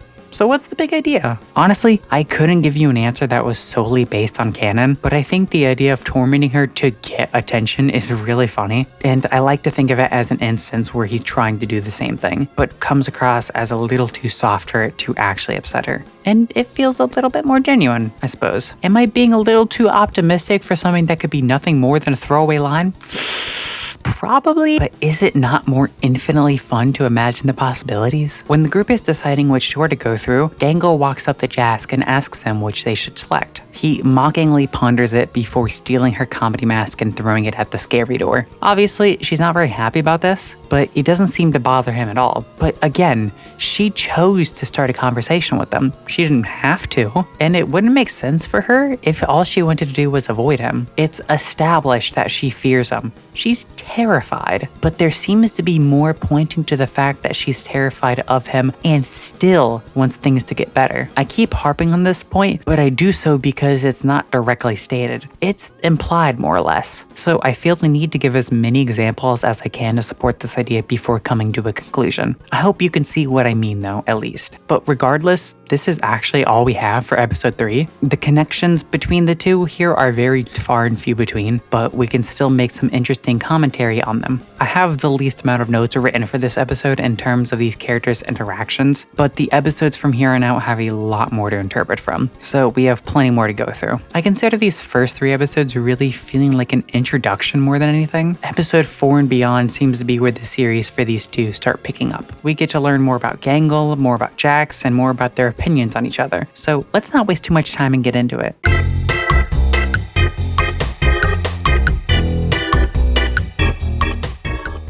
Fast Food Masquerade begins with Ragatha trying to teach Gangle how to throw a softball. Jax is on the other end with a baseball waiting for the two. He tells her that she's wasting her time, hinting at the idea that he might believe Gangle to not be capable of picking up a sport. Either this, or he might know it doesn't matter because he already knows what will happen. You see, the digital circus seems to run off a weird rule set, and it seems to be if you believe it enough, it will happen. Episode 6 seems to draw a lot of attention to this. Kinger is able to make a magical butterfly to give Ragatha life back, seemingly out of nowhere. Jax is able to shoot a can without looking. He tells Pomni to let loose and stop taking the place so seriously and treating it like real life. And with a flip of the switch, she's able to achieve incredibly lucky feats with ease. We saw it later with her spinning the gun around and shooting every one of Zupal's guns. By the magic of wanting something to happen, imagining it, it simply can happen. My point is, maybe Jax had already knew what he wanted to do with the softball, so any amount of skill Gangle could put into her throw would be meaningless if the outcome Jax wanted would happen regardless. Except whenever she does throw the softball and Jax hits it, while he does hit her square in the face and breaks her comedy mask, he immediately backpedals and says it was an accident. This shocked me a lot when first watching it because, as we know Jax, he would have owned something like this so hard. It would be expected for him to laugh about it and move on, but he seems genuinely annoyed that Ragatha fully blames him for it. This brings me to 2 conclusions, one of them being much more likely than the other. Either A, Jax had planned to disrupt the softball in some way as a joke, but Gangle had wanted Jax to hit her square in the face, thus causing conflict in the whole belief power thing, which ended up favoring her somehow. This would explain Jax's seemingly confused conduct, but why would Gangle want that? It makes no sense to me. And if we were to entertain this possibility, later Jax does say that he believes Gangle likes it when he's mean to her. But if that was the case, I doubt it would be to this extent. To me, the only other logical explanation was that Jax just didn't believe Gangle had the ability to be good at sports. But when he hit the softball in her face, it wasn't actually intentional. He may have had another plan or entertained their idea for another reason, but whether or not, he still seemed like he genuinely didn't plan to hurt Gangle. Good on you, Jax. You're doing the bare fucking minimum. Later, Zupal offers Gangle a new mask that gives her a new sense of confidence. Jax walks in and seemingly sounds a little jealous. What the heck is this? You're just giving away parts now? Of course, he quickly turns it into a joke, but this show does a great job in subtlety with its facial expressions. He seems just a bit annoyed, and it's never really elaborated on why. Now, this won't be the last time Jax seems jealous over Gangle and Zupal's friendship, so we will keep this in mind until later. But for now, we can just see it as a face value line inquiring of what they're doing for the sake of plot progression. The group convinces Kane to look through the suggestion box as they don't seem to be a big fan of his original idea. And while this isn't exactly an important note, I just love the way Jax looks at Gangle. Bro, he looks so fucking carefree. Oh my god, just kiss already. Kane reads off a suggestion to work at a fast food restaurant, and Gangle agrees to the idea of calling it normal. Jax is clearly not happy with this arrangement, but is forced to go along with it anyway. Jax desires some form of chaos to have any sort of fun in an adventure, and so the idea of doing something so bland and mundane pisses him off a lot, and we can see that take effect very quickly, as he immediately throws Ragatha in a deep fryer for any sort of fun and misconduct. In response to the deep fryer, Gangle scolds him. He challenges her authority, and she calls Kane in order to have a punishment system at the end to motivate the cast members to do well. Jax would obviously hate this idea because he likes free will to do whatever he wants. It's one of the only perks of the circus, according to him. So when the idea is challenged, a part of his philosophy for the circus is challenged. challenged. And it doesn't help by the fact that he seems genuinely freaked out by Gangle's change in mood. It's not at all what he expects from her, especially considering his archetype worldview. He seems to have a preconceived notion about how the cast members, and even Kane, should react to things.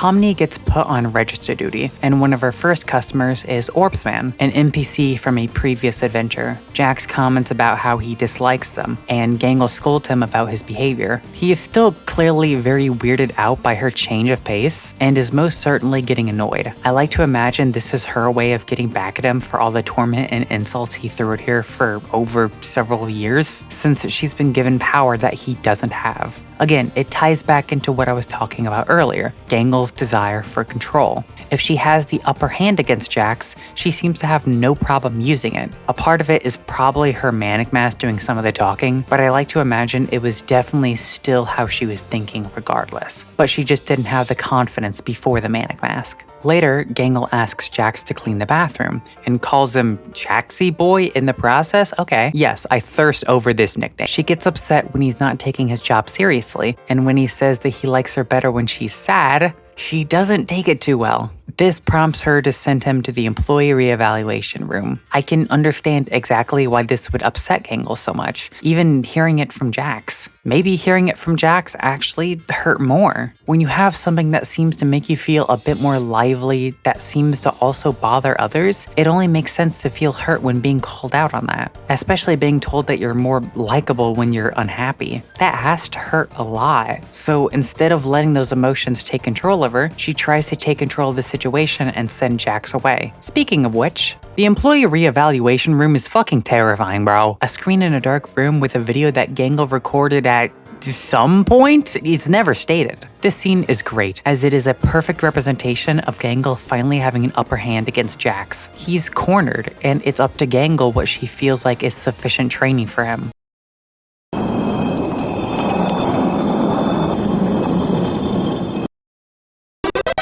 She also says some incredibly interesting things too. Her example of a dream that someone had to give up for being too unrealistic is so oddly specific that it's incredibly obvious that she's projecting hard. She had dreams, and they seem to be crushed by the realization of how hard it was to make them a reality. And I'm sure entering the circus didn't make that any easier. And I think even Jax picked up on it if his awkward eye darting is anything to go off of. The uncomfortable tension that came with it is not something he enjoys, especially not being a particularly emotionally vulnerable person himself. But it gets worse whenever he doesn't do the bare minimum that Gangle expected from him. First things first. Are you smiling? No.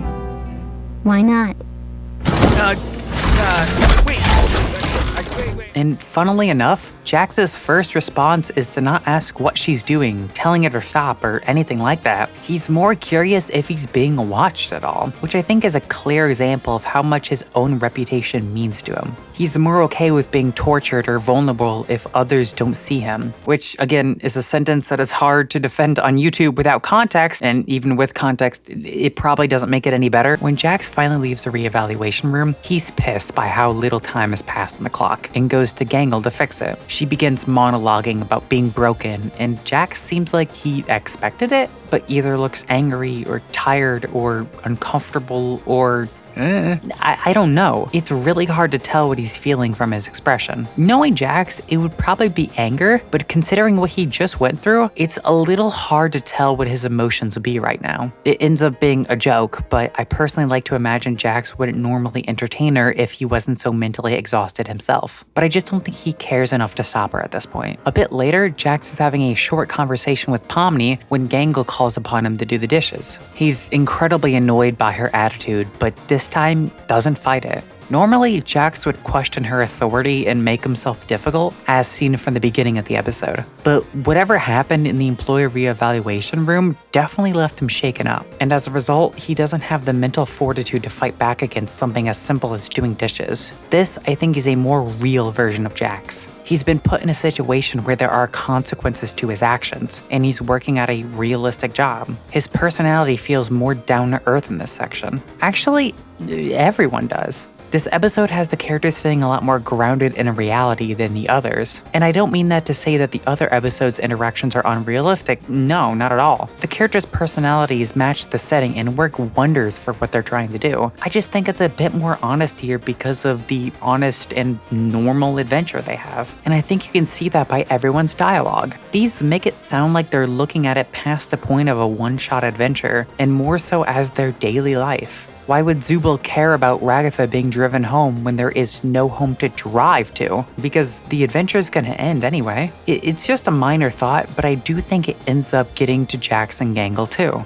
And that's Fast Food Masquerade. This episode adds a lot of characterization to Gangle, and finally shows a point in which she gets to have a bit of payback at Jax. We get to see a lot of the interactions between the two, leading this to be the longest episode analysis. But I think it also adds a lot of meaningful interactions. More subtle body language and dialogue can be used to really understand how these two characters feel about each other, and it will continue to get more complicated as the show goes on. So let's not waste any more time then, and move on to the next episode.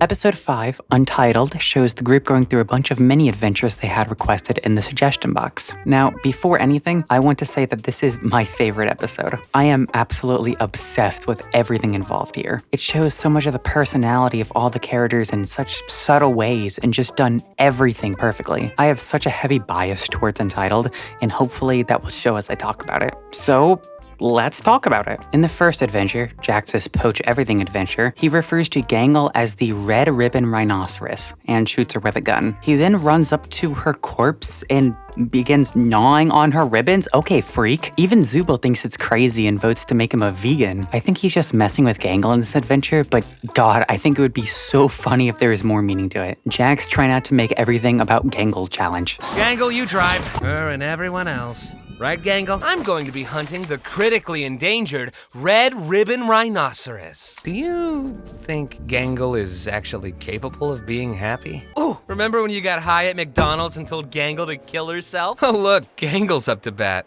How do you think this is gonna go? In the second adventure, Gangle comes in with a bomb strapped to her chest and claims to be a New Zealand extremist. As her bomb is ticking down, Jax's smile grows bigger before the inevitable explosion. Jax gave himself and Gangle the roles of extremists in this adventure, while everyone else gets a role within the White House, such as Pomni getting the role of president because he, and I quote, thought a position of power suited her. Okay, man, the jokes write themselves. To me, and this is purely fun interpretation, the idea of Gangle blowing up on herself could be interesting symbolism for how Jax views her, somebody that will inevitably explode into themselves. When that mask breaks, any sort of confidence she has falls apart and disappears, similar to an explosion. Of course, I am 99% sure this is just a one-off joke, but it's fun to imagine what could be possible. Later, Gangle's is given a shot, which is a slice-of-life anime theme. Jax clearly is not happy with the adventure and makes his opinion known. He makes fun of her for drawing anime and then dragging them into one, calling her a loser. Jax says that slice-of-life animes are the worst,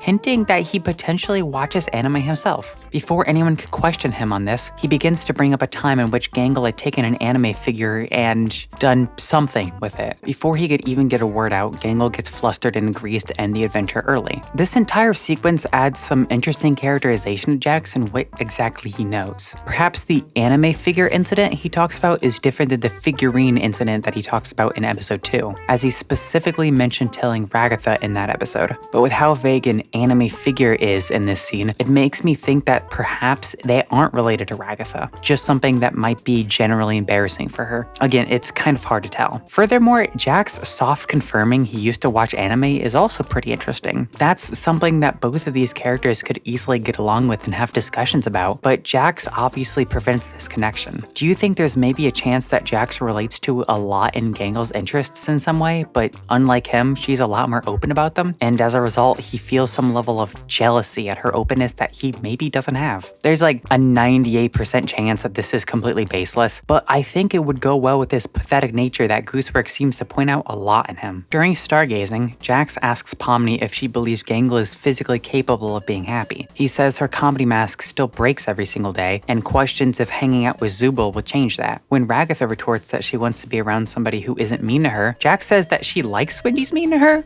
Fucking freak. Okay, but this is the scene that made me rethink the entire dynamic between the two when conceptualizing this video. What the fuck do you mean, Jax? There's a lot of surprising vulnerability in Jax with this one scene, but once he notices he's being a bit more honest, he immediately shifts his tone, accepting his role as the one who doesn't care. But what exactly was he referring to here, and why did he call out Gangle in particular? He could just be talking about his belief that everyone falls into an archetype and should stay in that lane, but I don't think it's that simple. We will return to this later in episode 6, but to focus in on what Jax said later, he believes that Gangle likes when he's mean to her. If he truly believes that, which seems to be evident by his lack of smugness or any obvious tell of him being dishonest or trying to be annoying, does that explain why he targets her so much? That he subconsciously goes after her so much because he thinks that she enjoys it? And how does he know that she enjoys it? Is it from evidence within her blue sketchbook? What is bro on about? Or maybe he's only using that as a justification for him targeting her. Gooseworx says it's because she is the easiest to mistreat. So does he make up that justification in his head so that he doesn't have to worry about the moral implications of his actions? Because Jax is still human. He likes to act like he doesn't care, but there's moments where it's obvious that's not the case. The question is, will we ever get to a point in which he takes accountability and matures? The next adventure is Zubal's suggestion, in which the characters are in a bar. When Jax walks in, he walks past Gangle, and if you didn't notice, she automatically tenses up in his presence. This is a pretty clear indicator that she is bothered by a lot of his tormenting, at least the physical aspect of it. Maybe she's okay with the verbal teasing, but probably not getting shot. When a drunk Jax and Ragatha are having a back and forth, he brings up the previous episode in which Ragatha had said some mean words to Gangle and a cracking sound was accompanied by that. But in Jax's words, she told her to kill herself? Type shit, man. It's funny because Jax also said hurtful things to Gangle that caused a cracking sound effect too. So what is he even on about here? And was he even around for that? And why is Kinger shaking his head like he was there? Zubal calls Jax out for constantly tormenting Gangle, and he defends himself by saying that everyone takes the digital circus too seriously. This is the crux of Jax's worldview. If he's able to look at the circus and its inhabitants as nothing more than a joke, then he can morally get away with anything. That's why he refuses to see anyone as human. He can justify it to himself so that his actual morality doesn't stand in the way. Unlike what some people will tell you, Jax has morals. He has boundaries that he doesn't pass. But he pushes all that away for survival, and that ends up hurting everyone around him. And Gangle just so happens to be a main victim of that abuse. And that fundamentally changes her too. She becomes fearful of him and jumps at everything, but mostly him. But if Jax can look at her like any other NPC, then he doesn't have to feel guilty over it. After all, they wouldn't be human, would they? During the last adventure, Zubal tells Gangle to make a vote putting Jax in a maid outfit, and this pisses him off more than anything else in the show. So much so that Zubal even comments on it. I have never seen you this upset about something. Gangle laughs about it before Jax finds out it was her, chasing her in anger. Can we make a good reason backed up by a lot of evidence as to why Jax is so upset about the maid outfit? Not really, and that really isn't what this video is about. Maybe it's something to do with Jax trans theory, but that's for another day. Later, when Jax has calmed down, he notices Gangle is up to bat and asks Pomni how she thinks it's gonna go. As I said before, Jax trying not to make everything about Gangle challenge physically fucking impossible. When rewatching this series, I forgot how much Gangle and Jax content was in episode 5, but here we are. This is without a doubt my favorite episode, and it adds a ton of more content for us to chew on with these two, especially stargazing. That scene adds an absurd amount of depth to these two worth exploring, and we will absolutely return to it later on, so be sure to keep it wedged in the back of your mind. Now, let's move on to episode 6.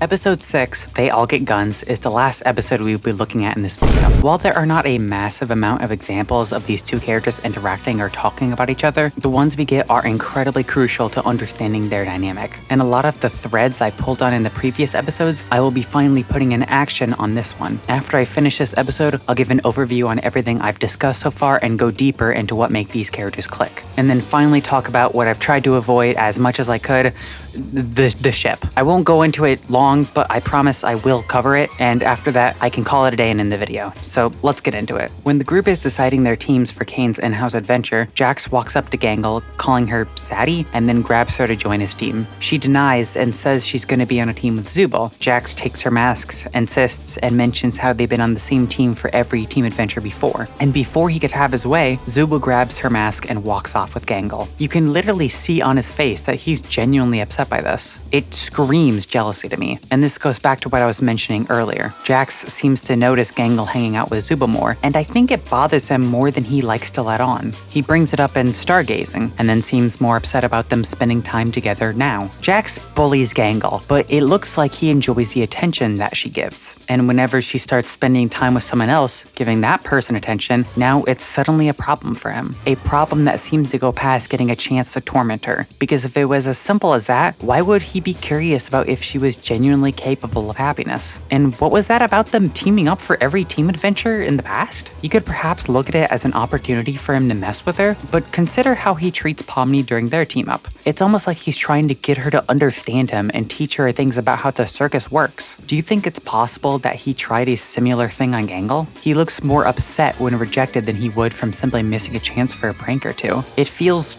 personal. And consider him thinking that she likes it when he's mean to her. Did he actually feel some level of connection with her outside of just a tool to mess with? That's one of the only ways I can interpret the scene. And by the fact it's included in the show, Goose and the team must have thought it was an important piece of information. When discussing Jax's beliefs, he explains his archetype system. He refers to each character by a basic trait that they would fall into, and he describes Gangle as the sad one. This is such a reductive way of looking at her character that it makes perfect sense for Jax's worldview. How could she be happy whenever she is meant to be sad? Imagine how confused he has to be to see her happy in her tragedy mask. That completely contradicts his philosophy he's built up to protect himself. And what can he do about that? Either he can accept that everyone is emotionally complicated individuals and learn to grow as a person, or either fall further into his own delusions and become a shell of who he once was, or more than he already is slipping. And perhaps it would explain why he takes such liberty in breaking her mask. It supposedly makes her happy, which goes against Jax's view on her. Not only that, but consider his problems with Ragatha. Like, we're stuck in...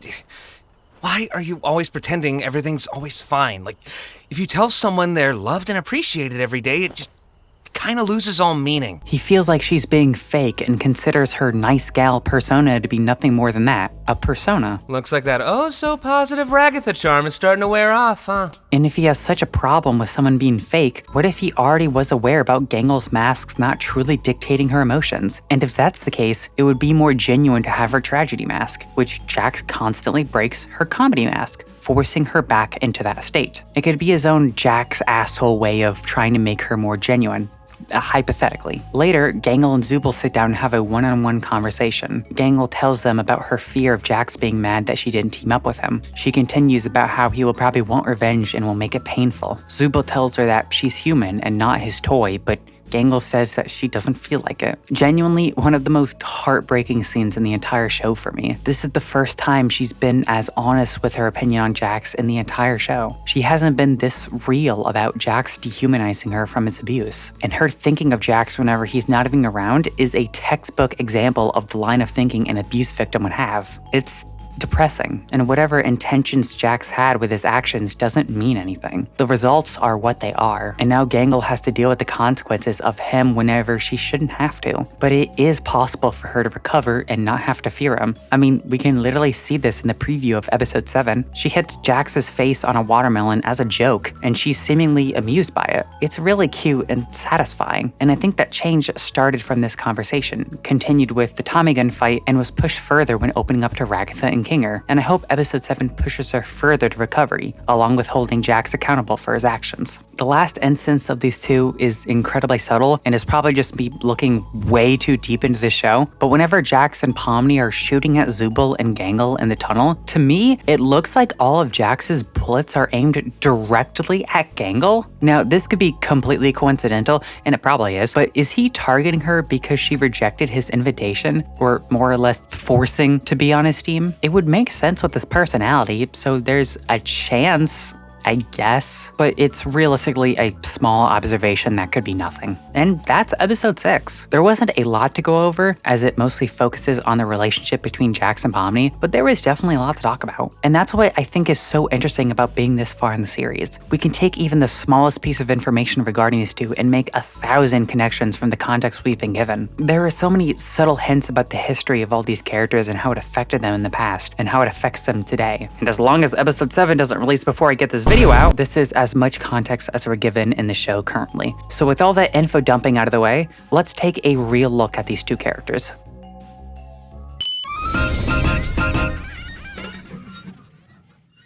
Okay, and we're here with Amendment 4. I lied, there's more. Look, as you already know, I didn't plan to talk about episode 7 initially before it came out, so the script was written with that in mind. And I didn't feel like changing it, so you're just gonna have to deal with the really awkward transition. I'm sorry. No, I'm not actually. I'm not sorry. I'm tired. Editing this video has been tiring. Unfortunately though, for the sake of this analysis, there isn't a lot of Jax and Gangle content in episode 7. As far as I'm aware, there are only 3 or so instances, and all of them are pretty small. It's definitely an episode that's a lot less character-driven and more plot-driven, which is ironic considering the whole beach episode fake-out concept, but I will talk about it regardless. Then we can finally move on to the summary. I promise. So what are the instances we can talk about in terms of Jax and Gangle in episode 7? Well, we can start off with the section that was teased in the Glitch Direct. I've mentioned it a few times, but Gangle begins to hit a watermelon before Zubul stops him and draws Jax's face on it. She giggles at the sight and then goes forward with destroying it. As I stated before, this to me shows a great deal of growth for Gangle in terms of her fear of Jax. She's able to laugh at a joke at his expense and not be afraid of him. She looks a lot more confident in that idea than she would be a few episodes ago. It's a great scene showing so much growth from her that I really appreciate. Whenever the group is trying to get into the Chinese room with Jax's keys, Gangle questions if she's using the keys correctly and how none of them fit in the keyhole. Jax appears, sighing, and opens the door on his own. Interestingly enough, despite him suddenly appearing, Gangle doesn't flinch at all, and Jax doesn't take a moment to insult or tease her either. It really shows how out of it he is that he doesn't take the opportunity for an easy jab, all because he doesn't even want to be there to begin with. It's strange not seeing them at odds with each other, but again, I don't particularly mind it. Of course, there isn't a lot to talk about with it as a result, though. It's just another sign of showing how depressed Jax is that he won't even torment Gangle. And she doesn't seem to be as scared of him as she used to be either. The events of their own personal lives that don't involve each other within the last few episodes affect their overall dynamic regardless. It's a realistic change, and I'm glad we're seeing the results of that. And the final instance could potentially be the walk to the administrator's office. Zubul and Gangle are having a heart-to-heart about their plans for the future, and it looks like Jax's eyes are darting over to them in the middle of his panic attack. He's already terrified of the idea of actually leaving the circus, so perhaps the idea of seeing them happy over it upsets him even more, or just the actual conversation itself bothers him. I don't believe it's specifically a Gangle thing, and therefore it's hard to actually gauge the relevance this has to the topic. It doesn't seem like he's upset at them getting along, but instead at the prospect of leaving. And with that being said, as far as I can tell, that's all there is for episode 7. I mean, I guess there's the mention of Jax throwing Gangle into a pool of piranhas, but what does that actually add to the discussion? Not really anything. It shows he's an asshole. We're past that point already. Episode 7 doesn't add a whole lot of information to the point of this video, so I wouldn't hold your breath expecting it to come up again past this point, but it's worth at least mentioning this stuff. If everything goes to plan, this should be the last episode 7 related amendment for the rest of the video. And now we can finally finish off with the summary before we close this video out. So let's get into that, shall we?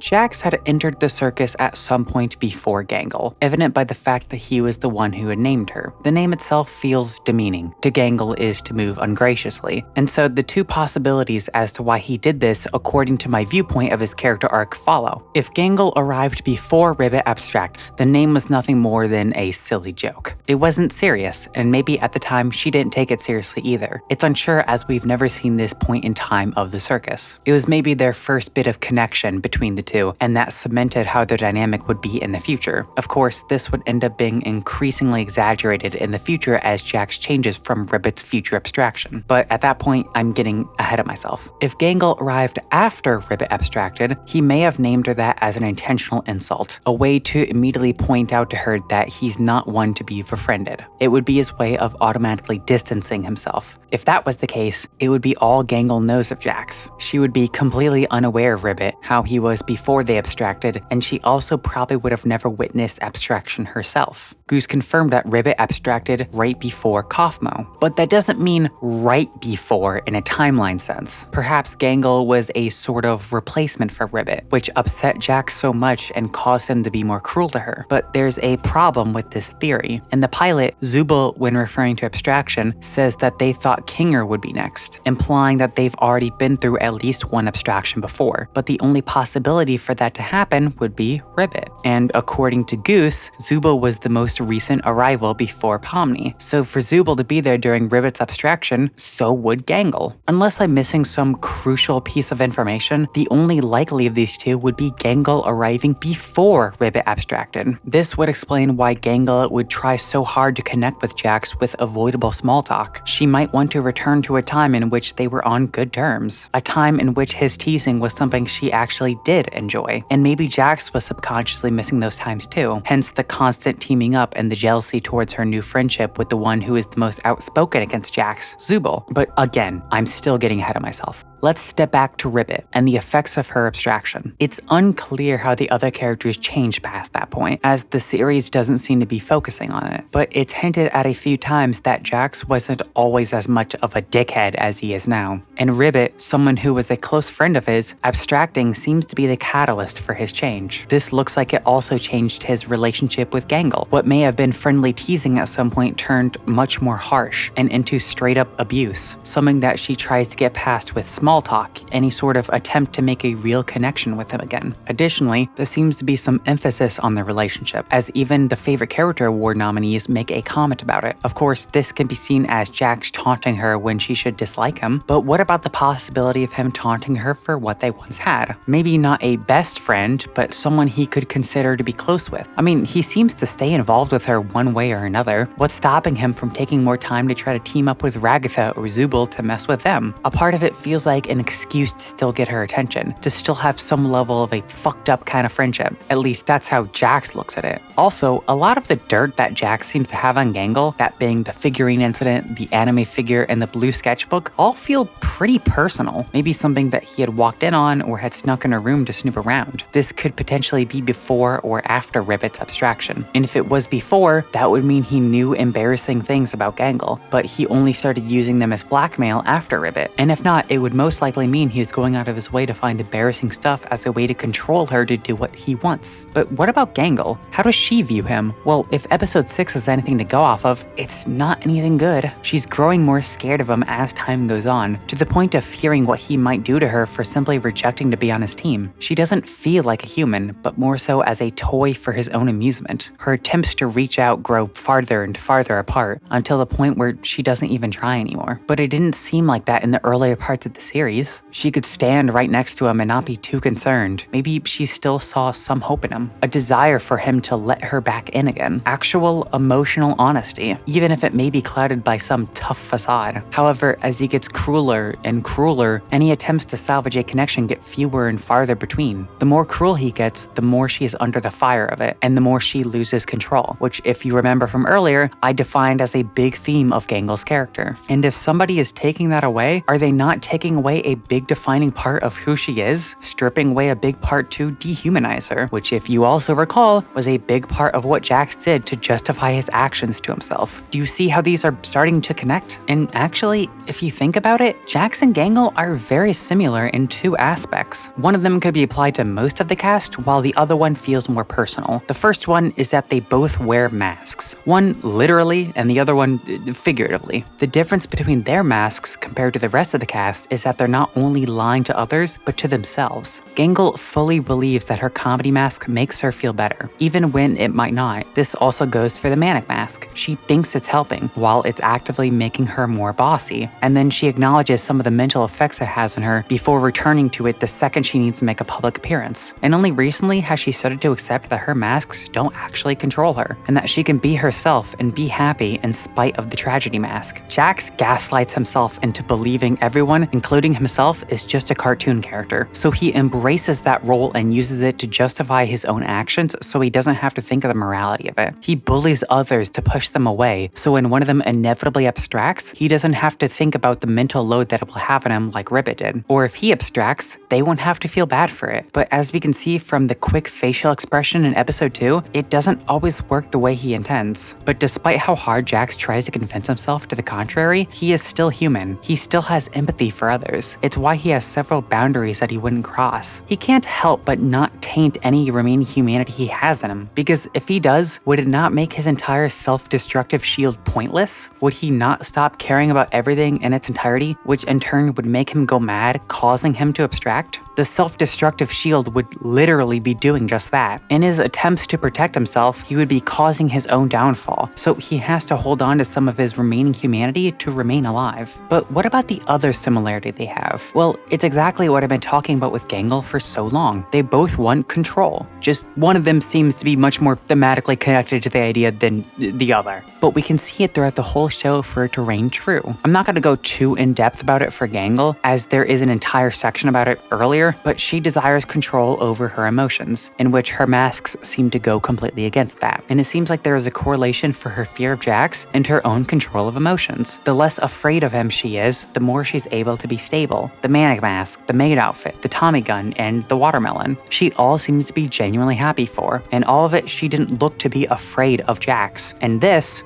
exact thing is what scares Jax. Jax, much like Gangle, desires control, but he isn't particularly concerned about having control over himself. It seems like he wants to have control over others, or at least his perception of others. If everyone is able to be like how he looks at them, he can continue lying to himself. And if some bullying to keep that in place has to happen, so be it. If Gangle is able to be happy at his expense, then she isn't the sad one anymore. If she doesn't fear him, and therefore he is no longer able to see her as an archetype, and as a result, killing his entire philosophy, which in turn kills his entire coping mechanism. And if that were to happen, he would have to confront his action and admit he's human, and that seems to be the last thing he wants to do. But considering how the series is going, he might have to do that regardless, and I am incredibly interested to see how that turns out. And how does Zubul fit into the equation? Starting from episode 4, Gangle and them seem to grow closer and closer, and Jax is clearly upset by it. He doesn't think that Zubul is going to make her happy, and despite that, is still jealous over their friendship. There feels like a bit of protectiveness that he has over her, and perhaps part of it is still desiring some level of friendship,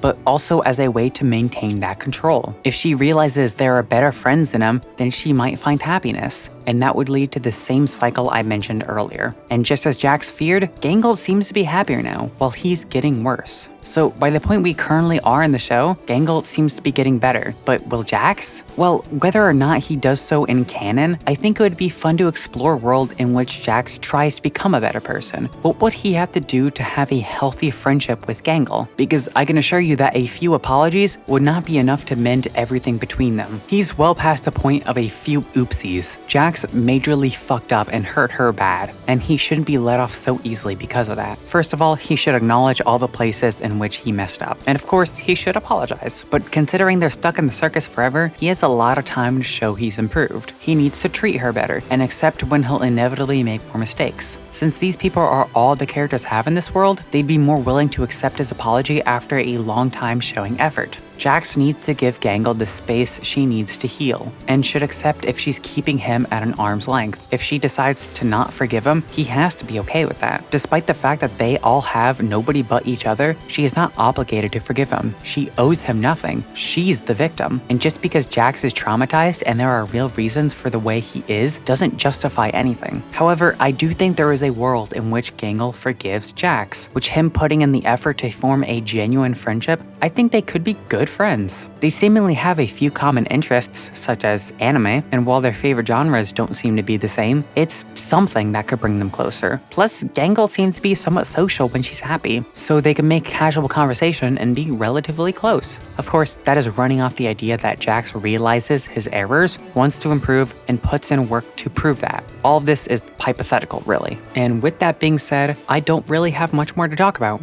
There's nothing else for me to cover in this video, and I think it is perfect to end it right there. There's absolutely nothing else. Nothing at all.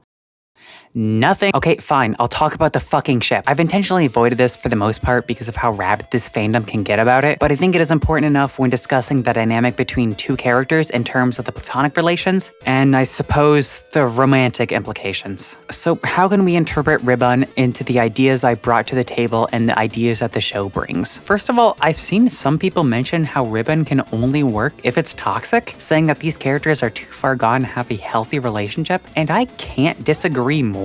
As I've already stated, I believe there is a universe in which Jax and Gangle can be friends, and if that universe exists, there is one in which they can become romantic partners, and it mostly consists of Jax changing and becoming a better person, or Gangle understanding more of his trauma and bringing him down to a more reasonable level. Though in the current state of their relationship in the show, a romantic relationship between them would be awful. At least I think it would. There is not enough mutual understanding and respect for anything to seriously work out. In the current situation, I can almost 100% guarantee that it's impossible for it to not be toxic. But I won't fully commit to that opinion because anything is possible, I guess. I do notice there is a lot of toxic fan art and writing of Jax and Gangle in terms of shipping, however, which I find to be very interesting because it seems like a lot of the fandom likes seeing them in an unhealthy codependent or incommunicative, is that a real word? Relationship a lot more than other ships. And a part of that is probably because of the bully-victim dynamic they have going on. I believe it's an interesting way of viewing their relationship, but I do want to remind you that these are real people who are hiding behind those masks. Masks that are incredibly fragile, while simultaneously being incredibly important to the holder. So it's difficult to make a proper prediction as to where they will go romantically or platonically. Okay, I talked about the ship. Are you happy? I don't want to delve into it too far in fear of poking a sleeping bear that I do not want to touch,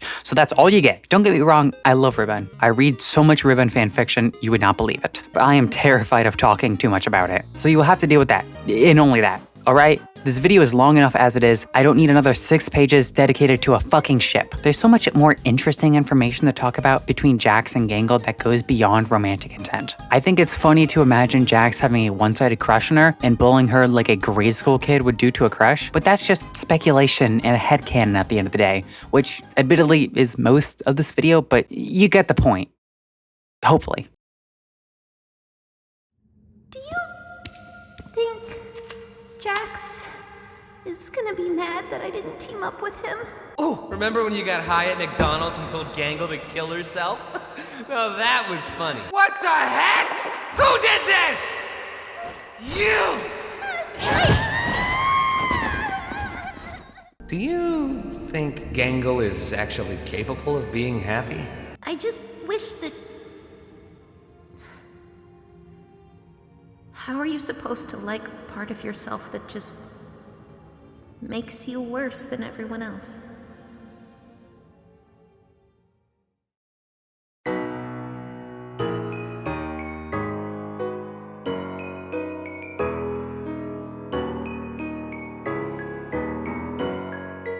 When I first watched The Amazing Digital Circus, I liked it a lot more than I thought I would. Actually, it would be fair to assume I loved it. The concepts had me interested, the jokes had me engaged, but Jax had me hooked. And then episode 4 had fully thrown me into the show. Watching a character I believed to be one note having so much personality put into her had thrown me completely for a loop. You gotta understand, I didn't have time to marinate and let the complexities of each character fully hit me. I watched episodes 1 through 6 all in one sitting. I can look back and understand how well all the characters are written now, but I definitely gave the show a bit of a rough time for my initial opinion of it. Looking back now, Jax and Gangle were essential in me loving The Amazing Digital Circus, and I feel like this video was my gift to them for making me fall in love with something so much. 2 hours of hyperfixation, 2 hours of unnecessarily overcomplicating simple lines of dialogue, and 2 hours of my time I could have spent working an actual job. And that isn't taking into account how much time it took to write, record, and edit this. Currently, as I'm writing, I've been working on this script for over a month. October 20th was the day I started writing, and November 29th is the day I'm finishing. And if everything goes to plan, this should release before episode 7, and I won't have to add another half an hour of analysis. Dear God, please. You know, I struggled a lot with deciding how I was going to end this video. This was the first time I've ever made a video this long. The longest video I'd made before this was my desk info dump that was meant to be preparing for a part 2. And while I still plan to do that, the point is that it was only half an hour. This is like 4 of that video put into 1, maybe 5 if I take too long. I've always struggled with outros. I feel like I've already talked about everything I want to do, so how do I end it in a relevant note with a powerful message? But sometimes maybe it doesn't need to be incredibly profound. Maybe it's just best if you all know how much I really appreciate you watching the entirety of this video. I was going through a lot of stuff a few months ago, giving reason as to why I didn't upload for months, but I wanted to return with a bombastic video, the likes of which I've never made before. And if you're listening to this,